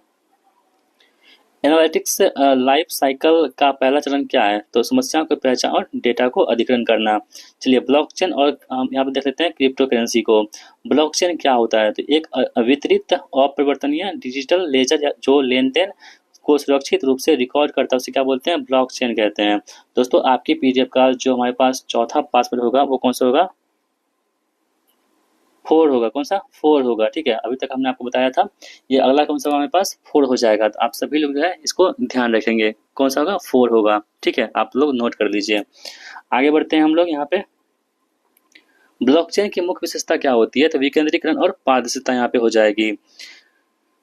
क्रिप्टो करेंसी का उपयोग ब्लॉकचेन में क्यों किया जाता है? तो दोस्तों डेटा को सुरक्षित करने और लेन देन को सत्यापित करने के लिए हम लोग इसका इस्तेमाल करते हैं। आगे बढ़ते हैं हम लोग। यहाँ पे कह रहा है कि माइनिंग का क्या अर्थ होता है? तो माइनिंग का अर्थ होता है कि जटिल गणितीय समस्याओं को हल करके नए ब्लॉक को ब्लॉकचेन में जोड़ना और लेनदेन को सत्यापित करना माइनिंग कहलाता है।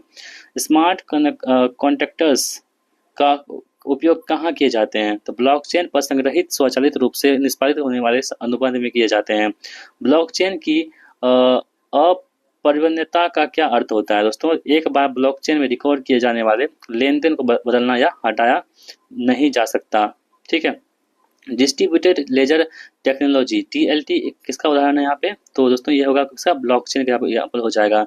Peer to peer network blockchain में कैसे मदद करता है? तो दोस्तों आप ध्यान रखेंगे, ये मदद करता है, ये नेटवर्क पर सभी नोड्स को समान रूप से लेनदेन को मान और साझा करने की अनुमति देता है। वॉलेट क्रिप्टो करेंसी के संदर्भ में क्या है? तो दोस्तों यहाँ पर ध्यान आप लोग रखेंगे, एक सॉफ्टवेयर या हार्डवेयर उपकरण जो क्रिप्टो करेंसी को स्टोर करने और लेनदेन करने की अनुमति देता है। चलिए 32वां हमारे पास है कि इंटरनेट और थिंग्स। इंटरनेट और थिंग्स क्या है? तो दोस्तों आप ध्यान रखेंगे, भौतिक वस्तुओं का नेटवर्क जो सेंसर, सॉफ्टवेयर और अन्य तकनीकों से जुड़े होते हैं ताकि इंटरनेट पर डेटा का आदान प्रदान कर सके। अगला प्रश्न आपके पास है कि आईओटी डिवाइस में सेंसर का क्या कार्य होता है? तो भौतिक वातावरण से डेटा एकत्रित करना इसका काम होता है। स्मार्ट होम आईओटी का एक उदाहरण है, जिसमें क्या शामिल हो सकता है? स्मार्ट लाइट, थर्मोस्टेट, सुरक्षा कैमरे और इंटरनेट से जुड़े होते हैं। स्मार्ट सिटी में आईओटी कैसे मदद करता है? शहरी सेवाओं को बेहतर बनाने और नागरिकों के जीवन की गुणवत्ता बढ़ाने के लिए। आईओटी एक संभावित सुरक्षा जोखिम क्या है? तो डेटा गोपनीयता और अनधिकृत पहुंच का जोखिम। एक्विटर आईओटी सिस्टम में क्या कहलाता है? दोस्तों इसे बोलते हैं हम लोग डिजिटल सिग्नल को भौतिक गति या अन्य क्रियाओं में परिवर्तित करता है। आईओटी उपकरण के बीच संचार के लिए कौन सा प्रोटोकॉल उपयोग किया जाता है? तो यहाँ पे MQTT यानी कि मैसेज क्यूरिंग टेलीमेट्री ट्रांसपोर्ट का यहाँ पे इस्तेमाल करते हैं। Wireless device wearable device IoT एक उदाहरण है, इसमें क्या शामिल हो सकते हैं? स्मार्ट वॉच, फिटनेस और ट्रैकर यहाँ पे शामिल हो सकते हैं। आईओटी में एक कंप्यूटिंग का क्या लाभ होता है? तो डेटा को स्रोत के करीब संसाधित करना और विलंबता को कम करना। ठीक है। आईओटी में गेटवे का क्या काम होता है? तो विभिन्न आईओटी उपकरणों और क्लाउड के बीच डेटा को पुल और अनुवादित करना। चलिए इमर्जिंग टेक्नोलॉजी और कॉन्सेप्ट यहाँ पे देख लेते हैं।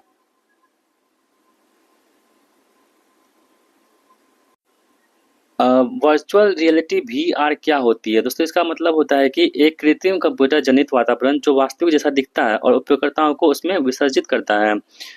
ऑगमेंटेड रियलिटी AR क्या होती है? दोस्तों ये होती है वास्तविक दुनिया के वातावरण का एक सीधा या अप्रत्यक्ष दृश्य जो कंप्यूटर जनित संवेदी इनपुट द्वारा बढ़ाया गया है। ठीक है।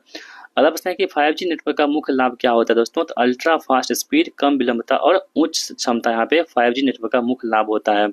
आप लोग ध्यान रखिएगा। क्वांटम कंप्यूटिंग किस पर आधारित होती है? तो दोस्तों ये क्वांटम यांत्रिकी के सिद्धांतों पर आधारित होती है, जिसमें आपको सुपरपोजिशन और एलिगमेंट मिलते हैं। बायोमेट्रिक्स का उपयोग मुख्य रूप से किस लिए किया जाता है? तो दोस्तों इसका इस्तेमाल करते हैं हम लोग व्यक्ति की विशिष्ट शारीरिक या व्यावसायिक विशेषताओं के आधार पर पहचान और प्रमाणीकरण के लिए। ड्रोन का एक सामान्य अनुप्रयोग क्या होता है? तो एरियल फोटोग्राफी, सर्वेक्षण और वितरण करने के लिए हम लोग ड्रोन का इस्तेमाल करते हैं।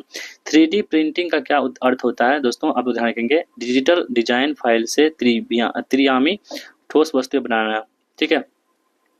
एज कंप्यूटिंग का मुख्य काम क्या होता है? दोस्तों इसका मुख्य काम होता है कि कंप्यूटर के किनारे पर डेटा को प्रोसेस करना, विलंबता को कम करना और प्रतिक्रिया समय में सुधार करना।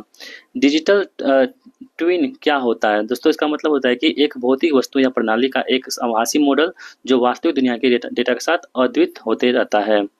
मेटावर्स क्या होती है? तो मेटावर्स की हम बात करें तो एक वर्चुअल साझा 3D स्थान जिसमें उपयोगकर्ता एक दूसरे के साथ और डिजिटल वस्तुओं के साथ इंटरेक्ट कर सकते हैं। सॉफ्टवेयर विकास के तरीके यहाँ पर हम लोग देख लेते हैं दोस्तों। तो सॉफ्टवेयर विकास के तरीके यहाँ पे इंपॉर्टेंट हो सकते हैं आप सभी के लिए। वाटरफॉल मॉडल की विशेषता क्या होती है? ठीक है। तो यहाँ पर देखेंगे दोस्तों, अनुक्रमिक और रैखिक, जहाँ प्रत्येक चरण जो यहाँ पे अगले से पहले पूरा होता है। एजाइल मेथोडोलॉजी का एक मुख्य लाभ क्या होता है? यहाँ पे परिवर्तन के प्रति लचीलापन और ग्राहक सहयोग। स्क्रैम किस कार्यप्रणाली का एक फ्रेमवर्क है? तो ये एजाइल का एक यहाँ पे फ्रेमवर्क हो जाएगा। SDLC software development life cycle का पहला चरण क्या होता है? आवश्यकताएं को विश्लेषण करना। यूनिटी टेस्टिंग कब की जाती है? यूनिटी टेस्टिंग दोस्तों कब की जाती है? आप लोग ध्यान रख सकते हैं यहाँ पे, कोड के व्यक्तिगत मॉड्यूल या घटकों को विकसित करने के लिए। डीबगिंग दोस्तों क्या होती है? आपके पास सॉफ्टवेयर में त्रुटियों या बग्स को ढूंढना, यहाँ पे डीबगिंग कहलाती है। सॉफ्टवेयर परिनियोजन यानी कि सॉफ्टवेयर डेवलपमेंट का अर्थ क्या होता है कि कम सॉफ्टवेयर को उपयोगकर्ताओं के उपयोग के लिए उपलब्ध कराना। अल्फा टेस्टिंग कौन करता है? तो आंतरिक कर्मचारी यहाँ पे जो होती है अल्फा टेस्टिंग करता है। बीटा टेस्टिंग कौन करता है? यहाँ पे वास्तविक जो होती है ना एंड यूजर यहाँ पे बीटा टेस्टिंग करता है। अगला सवाल आपके पास है कि यहाँ पे वर्जन कंट्रोल सिस्टम का क्या लाभ होता है? सॉफ्टवेयर कोड में किए गए परिवर्तन को ट्रैक करना और सहयोग करना। चलिए अगला हमारे पास है कि डाटा वेयर हाउसिंग और data lake. Data warehouse क्या है दोस्तों? ध्यान रखेंगे आप सभी लोग। निर्णय लेने के लिए एक डिजाइन किया गया एक केंद्रीय भंडार जो विभिन्न स्रोतों से ऐतिहासिक डेटा एकत्रित करता है, उसे क्या बोलते हैं? डेटा मतलब कि वेयर हाउस कहते हैं। ETL का पूर्ण रूप क्या होता है? एग्जैक्ट ट्रांसफॉर्म लोड, यहाँ पे ETL का फुल फॉर्म होगा। डेटा वेयर हाउसिंग में ETL प्रक्रिया का क्या उद्देश्य होता है दोस्तों? विभिन्न स्रोतों से डेटा निकालना, उसे साफ करना और एकीकृत करना और इसे डेटा वेयर हाउस में लोड करना। ठीक है, आगे सवाल है कि डेटा क्या होती है? तो ये एक डेटा वेयर हाउस का एक सब्जेक्ट जो एक विशिष्ट व्यवसाय इकाई या कार्य के लिए डिजाइन किया गया है। ऑप्शन बी यहाँ पे सही जवाब होगा। ठीक है दोस्तों, आपकी जो PDF है उसके पासवर्ड का जो अगला अंक है वो कौन सा है? 9 है। कितना है? 9 है। आप सभी लोग इसे नोट डाउन कर लिए होंगे अब तक, ये 9 है। ठीक है, आप लोग ध्यान रखेंगे। आगे बढ़ते हैं हम लोग। OLAP का पूर्ण रूप क्या होता है? ऑनलाइन एनालिटिकल प्रोसेसिंग होता है। ठीक है, OLAP का उपयोग मुख्य रूप से किस रूप में करते हैं हम लोग? डिजिटल जटिल डेटा विश्लेषण और बहुआयामी डेटा को क्वेरी करने के लिए। डेटा लेक क्या होता है दोस्तों? तो डेटा लेक जो हमारे पास होता है ना वो होता है कि एक केंद्रीय स्थान जो किसी भी पैमाने पर संरक्षित, अर्थ संचरित और असंगठित डेटा को स्टोर करने की अनुमति देता है। डेटा वेयरहाउस की तुलना में डेटा लेक का एक फायदा क्या है? यहाँ पे ऑप्शन सी यहाँ पे है फायदा। ठीक है, यानी कि यह अधिक लचीला होता है और कच्चे डेटा को किसी भी रूप में स्टोर कर सकता है। बिग डेटा के लिए कौन सा स्टोरेज समाधान अधिक उपयुक्त होती है? Data lake. Data warehousing और डेटा लेक का उपयोग किसमें मदद करता है? तो आप देखेंगे यहाँ पे ऑप्शन बी यहाँ पे सही जवाब हमारा होगा, बेहतर व्यावसायिक और निर्णय लेने के लिए। और 36वां दोस्तों के पास है कि ई गवर्नेंस का उपयोग कहाँ किया जाता है? तो आप लोग ध्यान रखेंगे, सरकारी सेवाओं को इलेक्ट्रॉनिक रूप से प्रदान करने के लिए हम लोग ई गवर्नेंस का इस्तेमाल करते हैं। ई कॉमर्स का एक लाभ क्या होता है? तो 24 घंटा 7 दिन खरीदारी की उपलब्धता और व्यापक उत्पाद श्रृंखला। ई लर्निंग का क्या लाभ होता है? लचीलापन, दूरस्थ पहुंच और व्यक्तिगत सीखने की गति। अगला प्रश्न है कि डिजिटल हस्ताक्षर का मुख्य उद्देश्य होता है कि दस्तावेज का प्रमाणिकता। ठीक है, वीडियो कॉन्फ्रेंसिंग क्या लाभ क्या है? तो दूरस्थ स्थानों पर व्यक्तियों के बीच में आमने सामने संचार की सुविधा को मतलब प्रदान करना। कंप्यूटर एडेड मैन्युफैक्चरिंग का उपयोग किस लिए करते हैं? तो विनिर्माण प्रक्रियाओं को स्वचालित और नियंत्रित करने के लिए इसका इस्तेमाल की जाती है। और दोस्तों आज के जो PDF है उसके लास्ट पासवर्ड हमारे पास कौन सा होगा? वो R होगा। कौन सा? R होगा। तो अभी तक आपने सभी को नोट कर लिया होगा। आप सभी को ये PDF हम भेज देंगे टेलीग्राम पे, वहाँ पे ये पासवर्ड दीजिएगा, आपका पासवर्ड खुल जाएगा। ठीक है, आगे बढ़ते हैं हम लोग। टेली बैंकिंग का क्या अर्थ होता है? तो टेली बैंकिंग का अर्थ होता है कि टेलीफोन या इंटरनेट के माध्यम से बैंकिंग सेवाएं का संचालन। इलेक्ट्रॉनिक फंड ट्रांसफर EFT का क्या उदाहरण है? दोस्तों ये होता है ऑनलाइन बैंकिंग या डेबिट कार्ड से भुगतान। ठीक है, और 99 सवाल आपके पास ई हेल्थ का क्या अर्थ होता है? दोस्तों इसका अर्थ होता है कि स्वास्थ्य सेवा वितरण के लिए सूचना और संचार प्रौद्योगिकी का उपयोग। और दोस्तों आज के इस वीडियो का लास्ट सवाल होगा, सेंसर और स्मार्ट डिवाइस का उपयोग किसमें करते हैं हम लोग? पर्यावरण निगरानी और नियंत्रण में इसका इस्तेमाल करते हैं। ठीक है, तो दोस्तों ये वीडियो आपको कैसा लगा है? उम्मीद करता हूँ वीडियो आप सभी को बहुत हेल्पफुल लगा होगा और सवाल दोस्तों आपके एग्जाम में यहीं से पूछे जाएंगे, इस बात की पूरी गारंटी है। ठीक है, सभी लोग जो है आपको इस वीडियो को आप यहाँ तक देख लिए तो उसको बहुत बहुत धन्यवाद। आप सभी लोग कमेंट में लिखिए कि हाँ हमने सर इस वीडियो को यहाँ तक देखा और हमें बहुत अच्छा लगा है, क्या क्या सीखने को मिला है आपको जरूर बताइएगा कमेंट बॉक्स में। तो यदि आप चैनल पर नए हैं तो आप हमारे चैनल अंडरस्टूड स्टडी को सब्सक्राइब भी कर सकते हैं आगे आने वाली वीडियो के लिए। ठीक है दोस्तों, मिलते हैं नेक्स्ट वीडियो में। इस वीडियो को देखने के लिए आपका बहुत बहुत धन्यवाद। Thank you for watching video. जय हिंद, जय भारत।